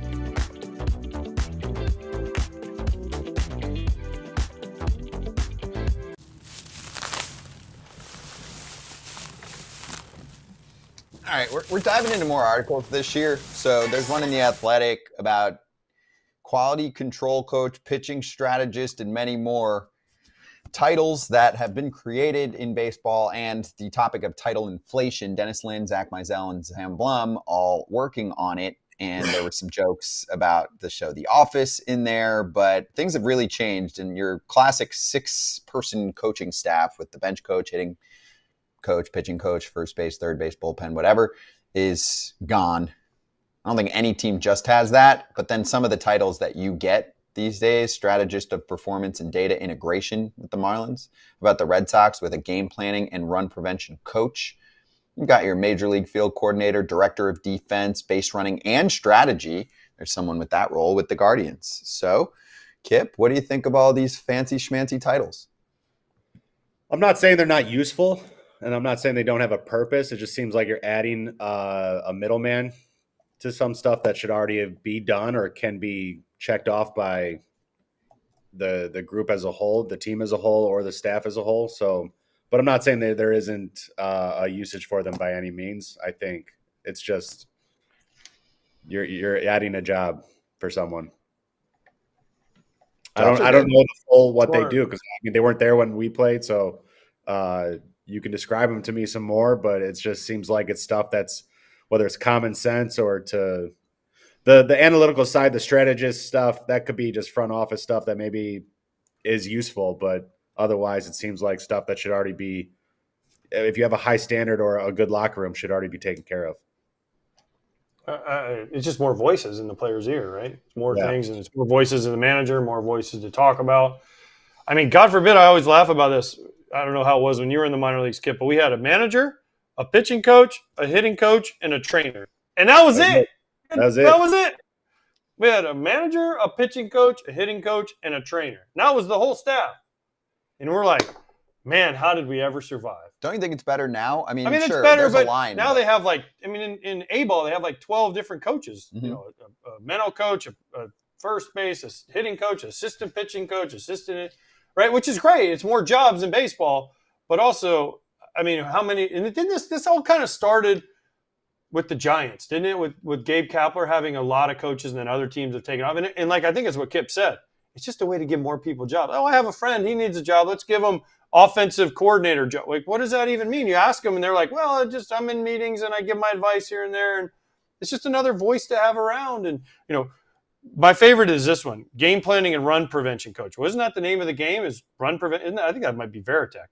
But isn't run prevention coach, isn't that your whole job, is to prevent them from scoring runs if you're on defense? It sounds better than just, assistant or something like that. Yeah, it's fancy titles. Yeah, it's fancy titles, but right, Kip, you're creating jobs. And I do remember last year a great article late in the season from Katie Wu for The Athletic, who also is the host of our Cardinal show, Cardinal Territory. And she touched on how the Cardinals had, kind of downsized some of their instructional coaching and some of the development around the players that they had, and that they were going to ramp that back up, which they've been doing. So I do want to make sure that if we're picking one side of the line or the other, we clarify, everyone on your own. But for me, I would rather have 12 coaches in the minors and with a certain team than 4. I do think one person connecting with one player on one note can be helpful, as long as there's not information overload. But having more voices, like AJ said, generally is a good thing, right? You're saying having more voices is generally a good thing? Yeah, I know there's a line, but I'm saying, I just want to make sure we clarify that we shouldn't go back to having just 4 or 5, 6 coaches or whatever. And well, the only problem is sometimes there's too many voices. I think Kip will agree with me. You can have too many voices in your ear. But can't you, as a player, you just tell certain voices? You can't, because guys have a hard time, because you want to please everybody. Tell them, Kip. That's one of the big things that players have to learn, is it's your career, and you got to do what you do. And sometimes there's people that'll come up to you and they want to put their stamp on you, and you're like, nah, dog. And you, yeah. But it goes, whoop. You have to learn that. Mm-hmm. Oh, there's 3 different people that have taken credit for the change of me pointing the bat back. And I've had other players come up to me and tell me that, once they're on different teams, they're like, oh no, he tells everybody he created that for you. And I was like, I don't even know who this guy is. But no, like I said, there is usage for some of these. There is absolute clear defined usage, and it is helpful. But what AJ and I are trying to say is there could be too many cooks in the kitchen sometimes. And sometimes at some point you just have to be like, screw it, I'm going to do it myself, or do it my way. If I'm going to go out, I'm going out my way. The one thing I heard from teams is that they've significantly expanded their hitting coach plan, because some players really connect with a certain person or style, and they're supposed to be okay with saying, he's my guy, right? I'm going to work with him more than with this person. I know that there's politics involved with that, because certain hitting coaches want to be able to point to the star players and be like, I helped him. But do you think that's the right way to do things, AJ, is have 3 or 4 different people in your hitting coach department? Couple things here. One, Hawk Harrelson, when he was GM, he was way ahead of this, because he wanted to have a power hitting coach and a hitting, a base hit hitting coach back when he was GM, in the 80s. Mm-hmm. Early 80s, the White Sox, he was told no. White Sox, when I was with the White Sox, we had a hitting coach, Craig Walker, and then he was the first guy. He had an assistant named Mike Gellinger, and he was awesome, and we all worked with him, and he's still in the organization. Greg Walker leaves. We get a new hitting coach, Jeff Manto. He doesn't want us to work with Gelly. And so Canerco and I were like, hey, we want to work with Gelly. We've been working with him I was there, this is my 8th year, 7 years now. And he's like, yes, but only you 2. And we're like, well, what about it? Nope, they work with me. You guys get them. And you guys can go to him. And we're like, great. Paul and I were like, sweet, like screw those other dudes. Like this is the guy we want, right? So, and now he's still in the organization. He's been in the organization the whole time. But yeah, egos get involved, man. Like if you're the main hitting coach and the player goes, I don't want to hit with you, I want to hit with this other dude. Hitting coaches have egos. They get mad. I mean, it's a fact. It's human nature. Yeah. There's been guys, they do have egos 100%, but I don't mind them having one or two options because there are guys that speak your hitting language. There are guys who understand what you're trying to say or what you're trying to do better than maybe the other guy. There's also both of them throw BP. There might be a guy I never want to hit in his group or his cage because he just carves me up or gets me. The one guy makes me feel great going into a game, and one guy has me questioning everything because he broke one of my bats in a cage because he jammed me so bad every time. So there's different guys. Like I understand having options. I don't mind that so much. The thing that comes to mind for me too is then the personal hitting coaches on top of that. Yeah. Do you remember the Ke'Bryan Hayes story? It was our first year of FT and we covered it late in the season. I'm looking back now. Hayes was secretly working in August at a private hitting facility in Pittsburgh with Joe Nunnally, former big leaguer and a AA hitting coach. And he was like, it's my career, right? And whatever he was getting elsewhere, he wasn't liking, and that was his guy. And he took off a little bit and they fired Nunnally at the end of the season. Wasn't that like Tom Brady having his own personal trainer and stuff a problem and little things on the outside? No offense, Kip. Tom Brady to Ke'Bryan Hayes is a little bit of a difference. I understand. I'm just saying, but just after the person.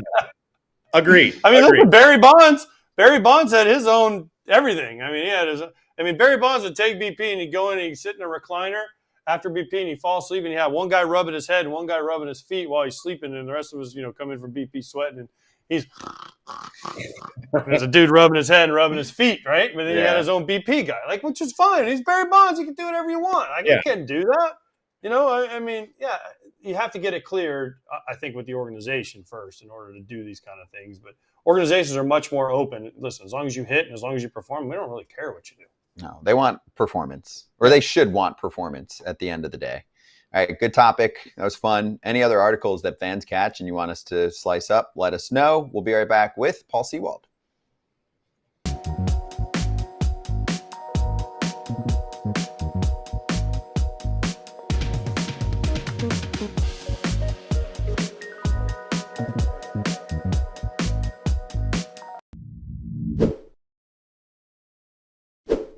FT fam, if you are looking for some of the comfiest clothing like soft shirts, but you also want to have that old school baseball vibe, then you better check out the AL History logos that just came out with Homage. There's the NL History as well, which Kratz is rocking with that old school Phillies P. You can't miss it too, Kratz. It's huge. It's huge. And this is it goes back to an old time when the team was your absolute beast of a team in your city. Mm-hmm. Love it. And for me, expansion franchise. The Devil Rays. Okay? The Devil Rays had it going on. I love what they're bringing to the table. You can find plenty of Expos gear on there as well. They've got all kinds of collabs, Grateful Dead collab. If you like the starter jackets, go for it. T-shirts, they've got hundreds for you. FT fam, go check out homage.com/foul territory for much more info. And you can use the code foul territory to get 20% off if you're a first-time shopper. By the way, great comment here from Justin on the other topic we were just going over. He said, hire me for pickoff prevention. Someone needs to teach Brian Rocchio how to run the bases. I mean, not to pick on Rocchio, but he's just like, hey, you want to specialize? I got one thing for you. Anyway, I want to point out one other little wrinkle that we're adding to the FT mix every few weeks here. BetMGM has a Roar blog, which covers ball. It's not just betting talk.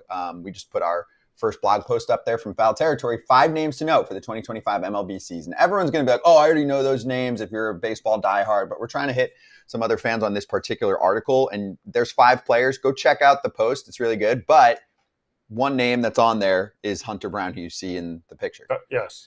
Listen, Hunter Brown has been a big prospect for them for a while. He's made some adjustments now. He's off to a great start. He's 2-1 with a 1.5 ERA, by the way. 1.5 in 4 starts. He's been great. He was kind of a Verlander clone. He's changed himself up a little bit. He's more sinker guy now instead of the high four-seamer. And this dude is a sneaky Cy Young candidate that people should really start paying attention to. And every time he takes the mound, Although he did cost me my BetMGM bet last night, but we're not going to talk about that with strikeouts. But he pitched great, and this dude is a sneaky Cy Young candidate. Yeah, he had the Justin Verlander comps because he grew up in Detroit area pitched and just all like that. him. Yeah, but Bregman made the big change for him last year. Around May, he revamped his sinker, starts using it a ton, and took off from there, and really has never looked back. So I give him credit. It was Bregman on a flight with him. Mm-hmm. Great story.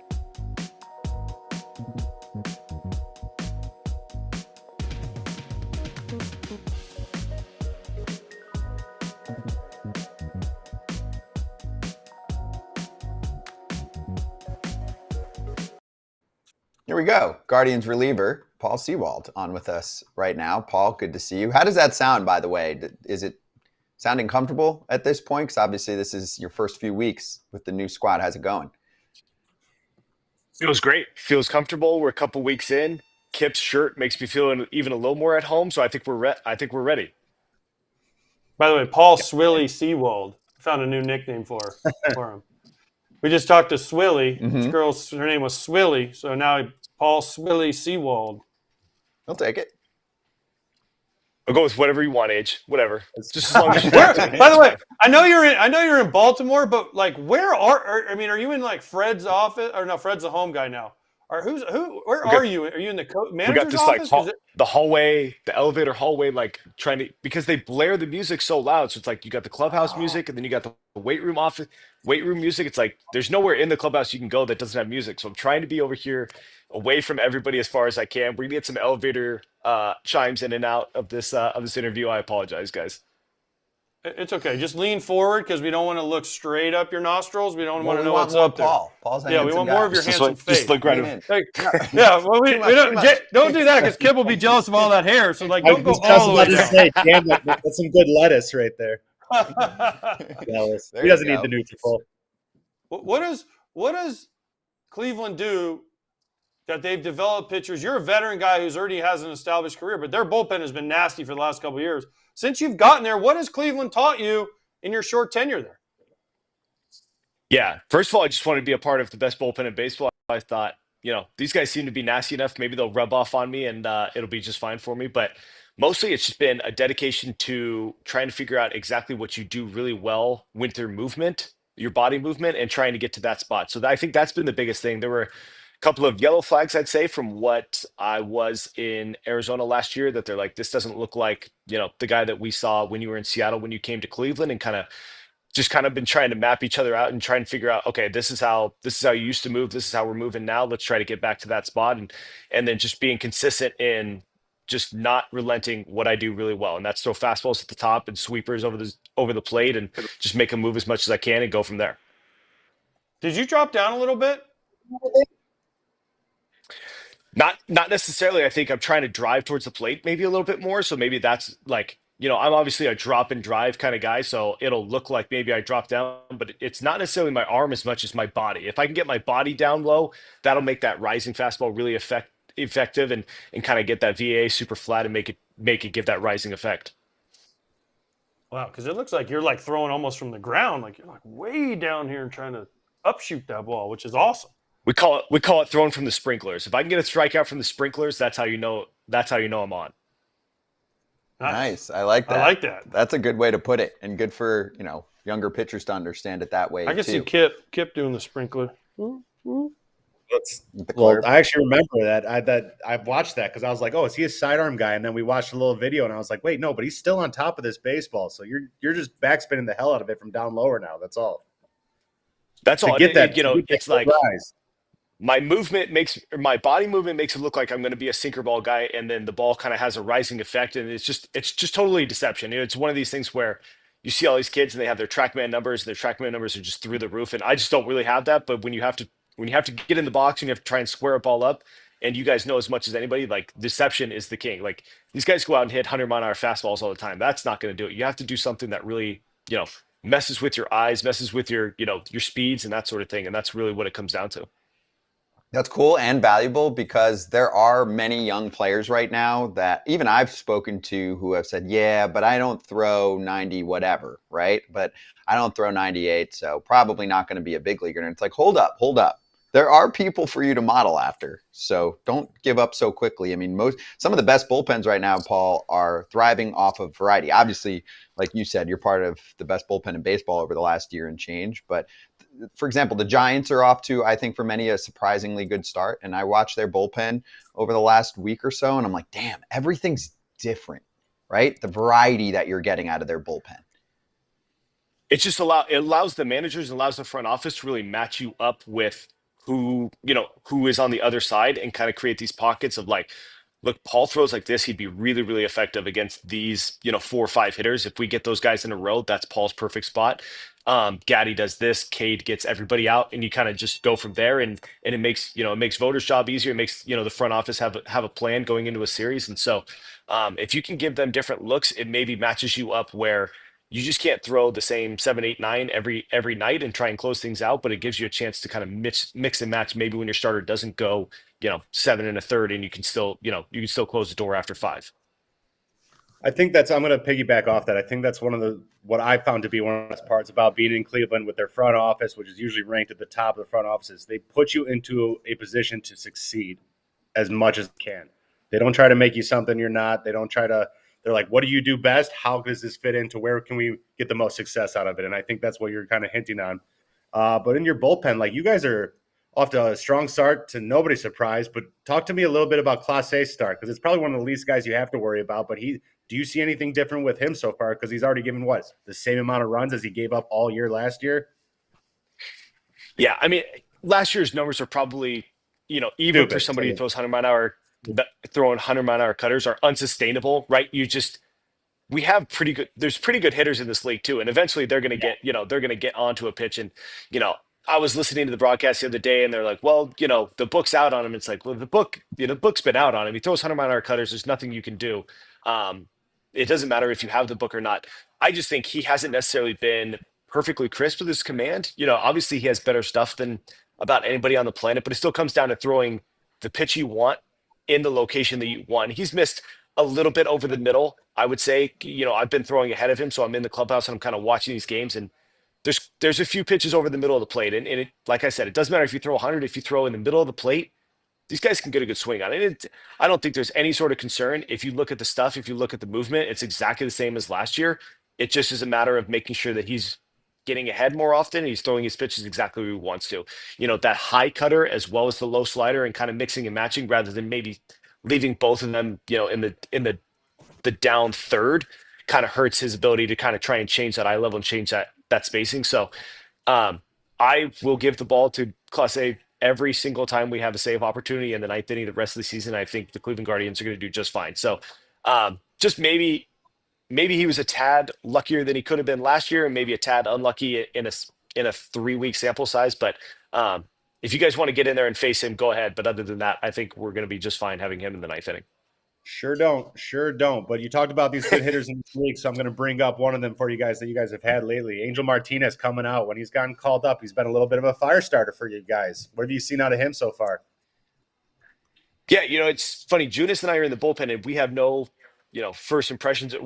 This is our first impression of everybody, right? I don't have any preconceived notions of what the Cleveland Guardians were like last year. And Lane going down, and, we bring him up, and he's just been absolutely fantastic, and he just keeps getting on base, and he's kind of hitting for power. He's got a few doubles, a few triples, playing really good center field defense. He's fast, unbelievable guy, teammate. Like he's just a classic Cleveland Guardians player, and it's been fantastic since he's got up. Our offense has really started to click, especially around him and Arias, and so those guys had a gigantic series against Kansas City, and they were fantastic again last night. So Angel's been fantastic. What an addition to a team, especially when we're missing Lane for a couple of days with that injury. So that's what it's about. It's just making sure that the guys that have to take the spot for your starters really fill in really well, and you're not missing when you have a couple guys that are injured. So he's been better than advertised, and nothing against our front office. Not really sure how he didn't make the team out of camp, but we're excited to have him right now. Paul, how many coaches do you guys have on the Guardians? 1 million. We have 1 million coaches. Can you name them all and their positions? There's literally no way I could name. No, I had a hard enough time in spring training making sure I knew the 4 pitching coaches, the special front office people that you have to know, and the training staff. Like that was enough for me. I'm still trying to get the hang of it. We have, you know, Kip's been here. He understands they have Yep. somebody for everything to make sure that we have an extra trainer from any team that I've ever been on. We have an extra pitching coach for any team I've ever been on. I assume that we have an extra hitting coach from what normal organizations have.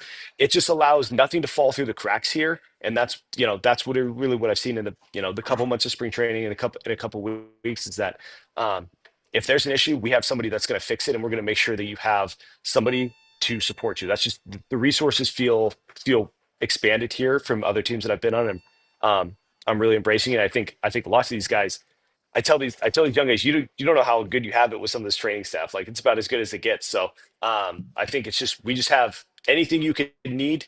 Cleveland has done an amazing job to make sure that you have that resource. Okay, can you know who your pitching coach is, right? I do know who my pitching coaches are. Yes, it is Carl Willis. Carl. Who's So we your have assistant Carl hitting Willis, coach?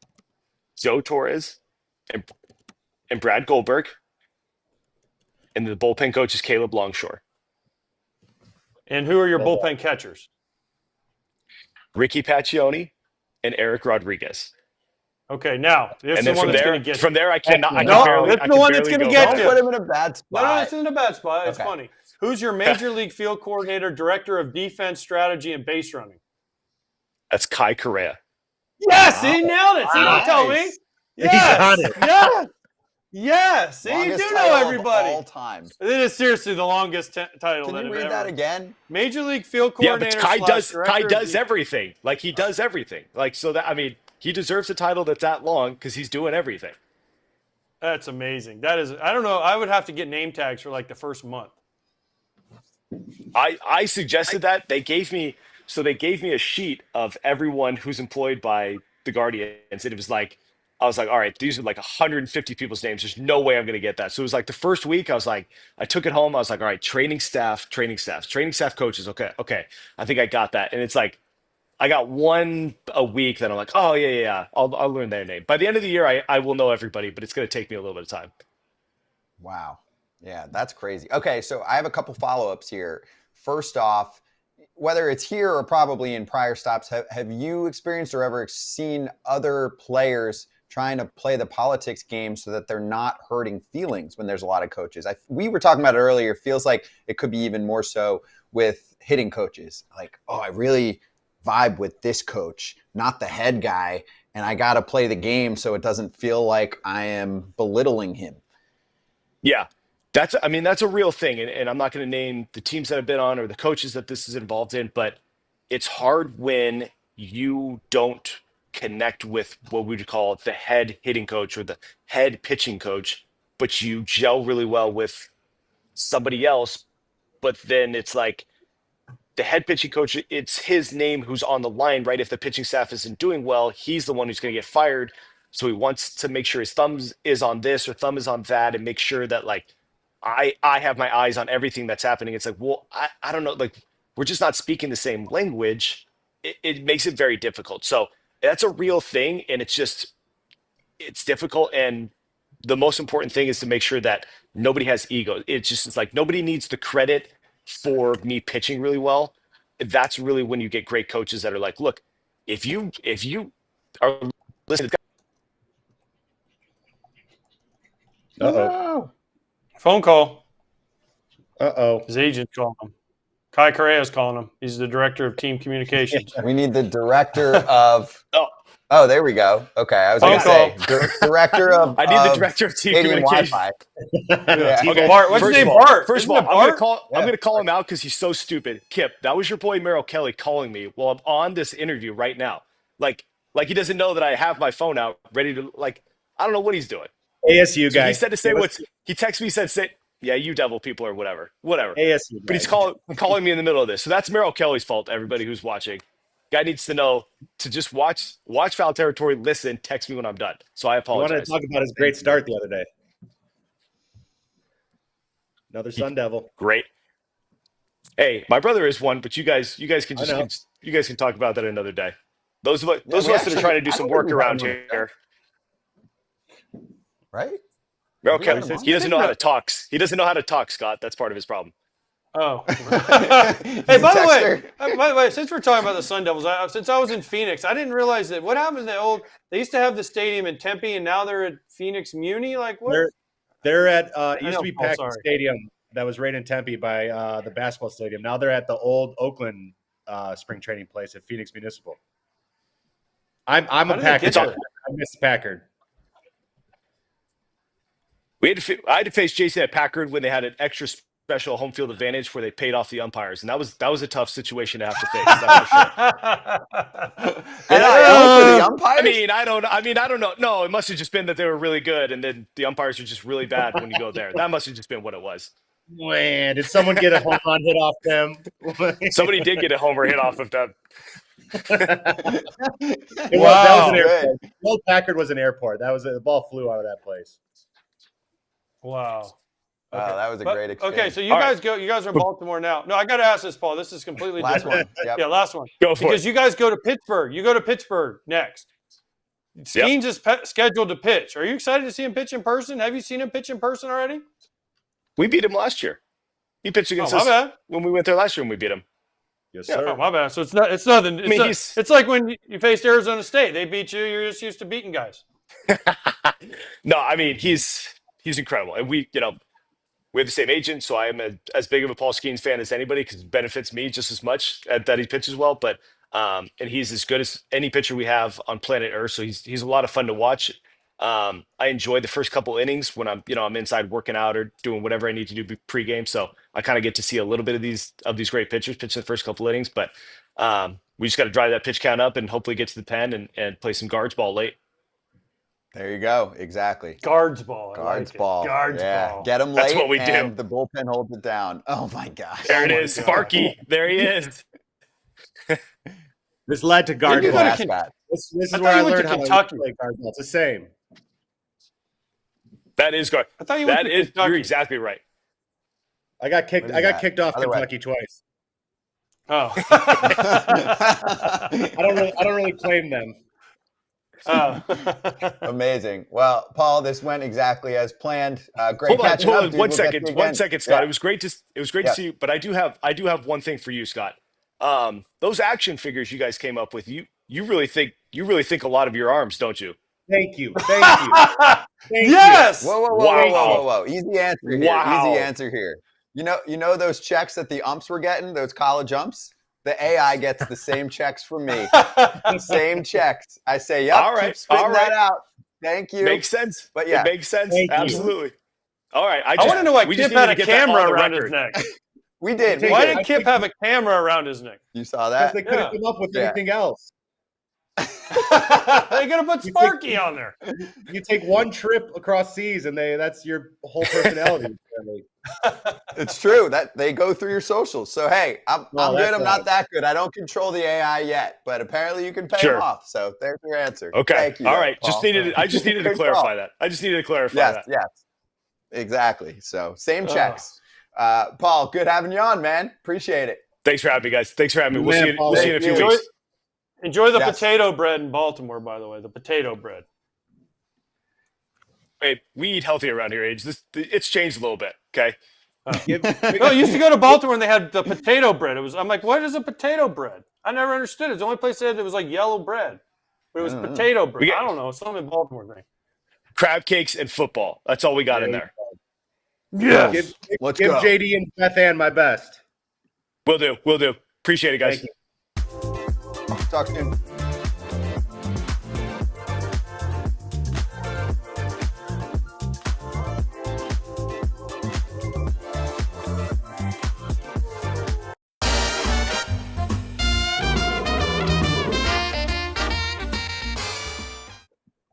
BetMGM locks. I like this. Just a big X. Yep. Sometimes you win them. Sometimes you lose them. And we failed. I warned Trevor. I was like, are you sure? Luzardo versus JB? Phillies coming off a loss. I should have warned myself. Me too. Mets off to a nice start in that game. Pete Alonso hit a homer in the first. Soto homered, but Twins came back. Bullpen held it down. Pap's up, though. All right, Kip, you're going to go first here. Your first bet of the year. What's your lock? I'm coming out firing. I am going parlay pick. I think it's plus 463 odds. I'm going Gunnar Henderson over 0.5 RBIs. So I'm going to have him drive one in versus the Guardians today, but it's probably going to be their only run. And then I'm having Shohei over 1.5 total bases. I'm going to do that for $500 to win a whopping. I texted it to Claudia earlier. Yeah, I'm coming out firing this one. I'm establishing my presence with authority. Wow. It is 500. I'll find it to win 2,000. That's like almost 2,500. 2,815 and 91 cents. Damn, that would be a fire start to the year. Yeah, I too like to live dangerously. Exactly. Okay, I like it. And your home run pick too, which we'll talk more about. I'm going to go I'm going to go out on a real stretch here, though. I'm going to pick this. He's not known for home runs. He's more of a slap hitter guy. I think he's on the Yankees. It's Aaron Judge. I'm going to pick Aaron Judge at plus 195 to hit a home run. So you go super dangerous on one, and then you go super not dangerous on the other. I get it. It's called hedging. That is a good hedge, right? So you can point and say, well, I got the homer pick right. Yeah, I got one of them right. Exactly. There you go.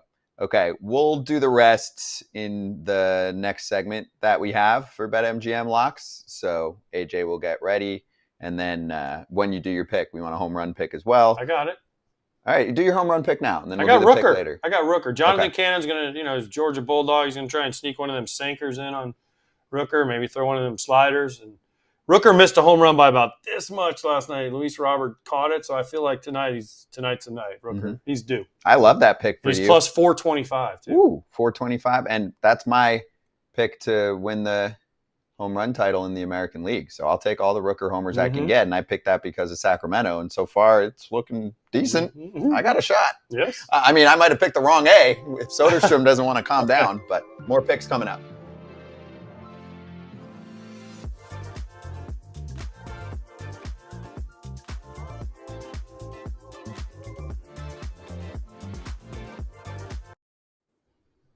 All right, let's hit this article. It's a lot. It's too much. What do MLB players do with all their stuff?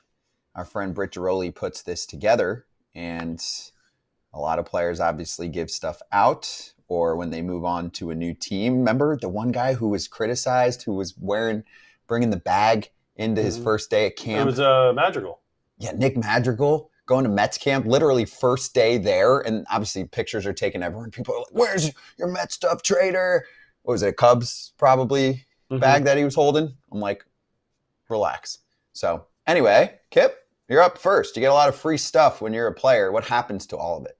This kind of premise or this conversation is what led me to do that shoe toss I would do after each season, where it was too much stuff. So at the end of every season, I would clear out my lockers. And if I kept maybe one pair of gamers or a few bats to hit for the next offseason or something like that, but everything else I didn't have a place for, and just like it was a turning of the page. So I would hand it out to all the fans at the end of every season, and I would do that.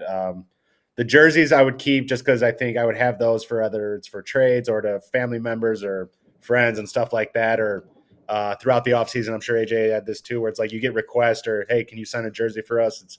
So now I have it on and I can just send it out and sign it from there. So jerseys I would keep. Equipment, see ya. We'll get new equipment the next year. Yeah. So as a catcher, I used to get a ton of stuff. I used to give it away to local high school here in Orlando. There's still people that come up to me and like, dude, I used your gear in high school. They're old now. That's cool. There's a guy, he was a pitcher. He pitched in the Rockies organization. He was a lefty. He went to Olympic. Gosh, I cannot remember. Juan Tillman, I think his name is. I think he's still trying to pitch. And he's like, dude, I wore your spikes for like 4 years because I went up to this high school and was like, here. Buddy of mine was a coach, and I just opened the back of my car and I just had boxed. I'm like, here. You guys will use it, take it. And the one thing I did though is I would always, because it made me mad. The teams would sell the gear, or people would find my stuff like in dumpsters. So I had to cut my chest protectors. I would cut them and cut my name off of them just because there's people still that come up to me like, man, I got your chest protector. I'm like, it is not. And they're like, let me see it. And I'm like, and they'll show me a Nike, and I'm like, that's not mine. They're like, how do you know? And I'm like, I can give you a million different reasons, right? And so I just think that I used to give it away. I mean, the clothing, I usually wore one shirt the whole year. So by the end of the year, it smelled kind of bad. So that was in the garbage. I'd wear the same sliding shorts, the same, everything that I could. I didn't change a lot of stuff. Now you just accumulate a lot of T-shirts and stuff that people give you, and I would just give it away.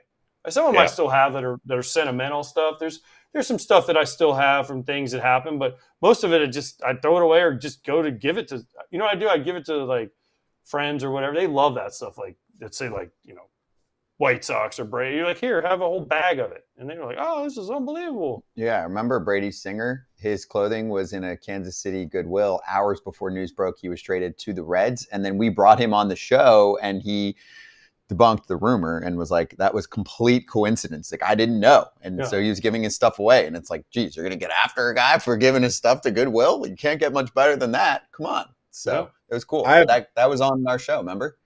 Yeah. I got 2 quick stories real quick. So, like, I just went to Cleveland and did, like, a little signing appearance and all that stuff. And, like, some of the stuff that I would toss out made its way back through the lines. So, like, we caught this at your shoe toss and want you to re-sign it. Another one where I want AJ to get a feel for this. So, it was at this card convention, which has, like, just autographed old vintage stuff and everything. AJ, have you ever traded bats with someone or signed a bat for someone on the other side where it happens all the time, or so you just personalize it, say to whoever, great playing against you, best wishes, blah, blah, blah. At this card convention in Cleveland was one of my bats that I had signed to Hector Santiago, the pitcher, that literally said to Hector. So I don't know if he got rid of it. So and I still have his number, so I'm going to call him on this. But a bat that I signed to him, he sold off. It says to Hector too. Have you ever had that happen? No, I have not. I wouldn't be super happy. Why would somebody else want that unless your name's Hector?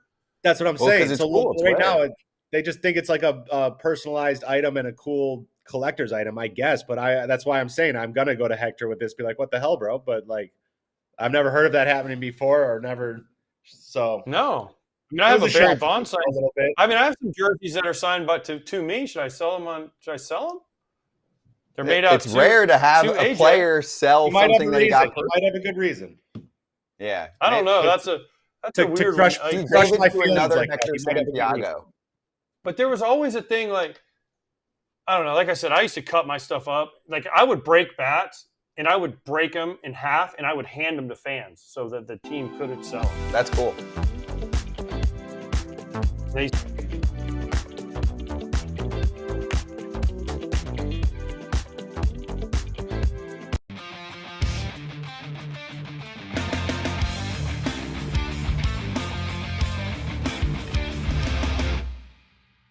FT fam, my people of FT, my FT gamblers, what's happening? It's Parlay Pal. Yep, we on a roll, baby. Let's keep it going. Last parlay hit.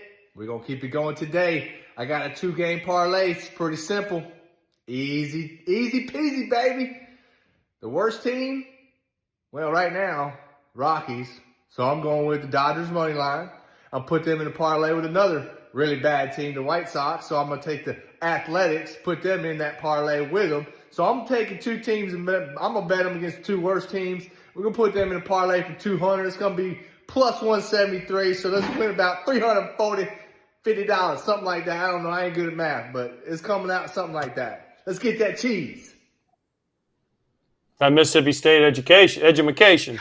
It's some amount. That's right. Okay, good luck, Pat. What do you He got always tonight? bets against the White Sox. And what happened? The White Sox almost swept his Red Sox, so be careful, Pat. Mm-hmm. All right, I'm doing a parlay Pierzynski, and I'm doing under 7.5 for the Cubs and the Padres. It's a good pitching matchup. Mm-hmm. Plus it's Petco, and neither one of these offenses is really doing that well. And I'm going over 9.5 for the Red Sox and the Rays. Littell versus Sean Newcomb.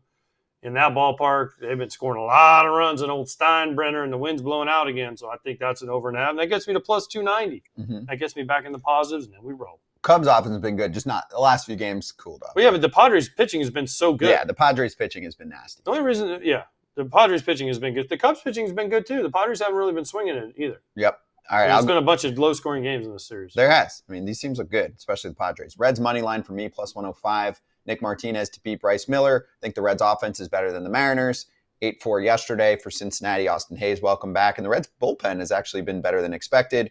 My home run pick, I mean, I am going to pick on Tampa all year. So you can go either way, either Junior Caminero or Wilyer Abreu, with the reasoning for what AJ is talking about. Newcomb, too, has been good so far, but I'll take Caminero maybe. Yeah, exactly. He's given up a lot of homers. The reason we're bringing up homers is you can get a no-sweat token on your home run pick on the BetMGM app. Use the token and bet on any player to hit a home run in any MLB game. If they don't go deep, you'll get your stake back in bonus bets. Gambling problem or concern, call 1-800-GAMBLER. By the way, for the 2 picks I just gave out, plus 275 for Wilyer Abreu, plus 525 for Junior Caminero. I'll actually go that way. Home run pick today, Vlad Jr., first one of the year. Wow. I'm going to say hits it off Spencer Strider.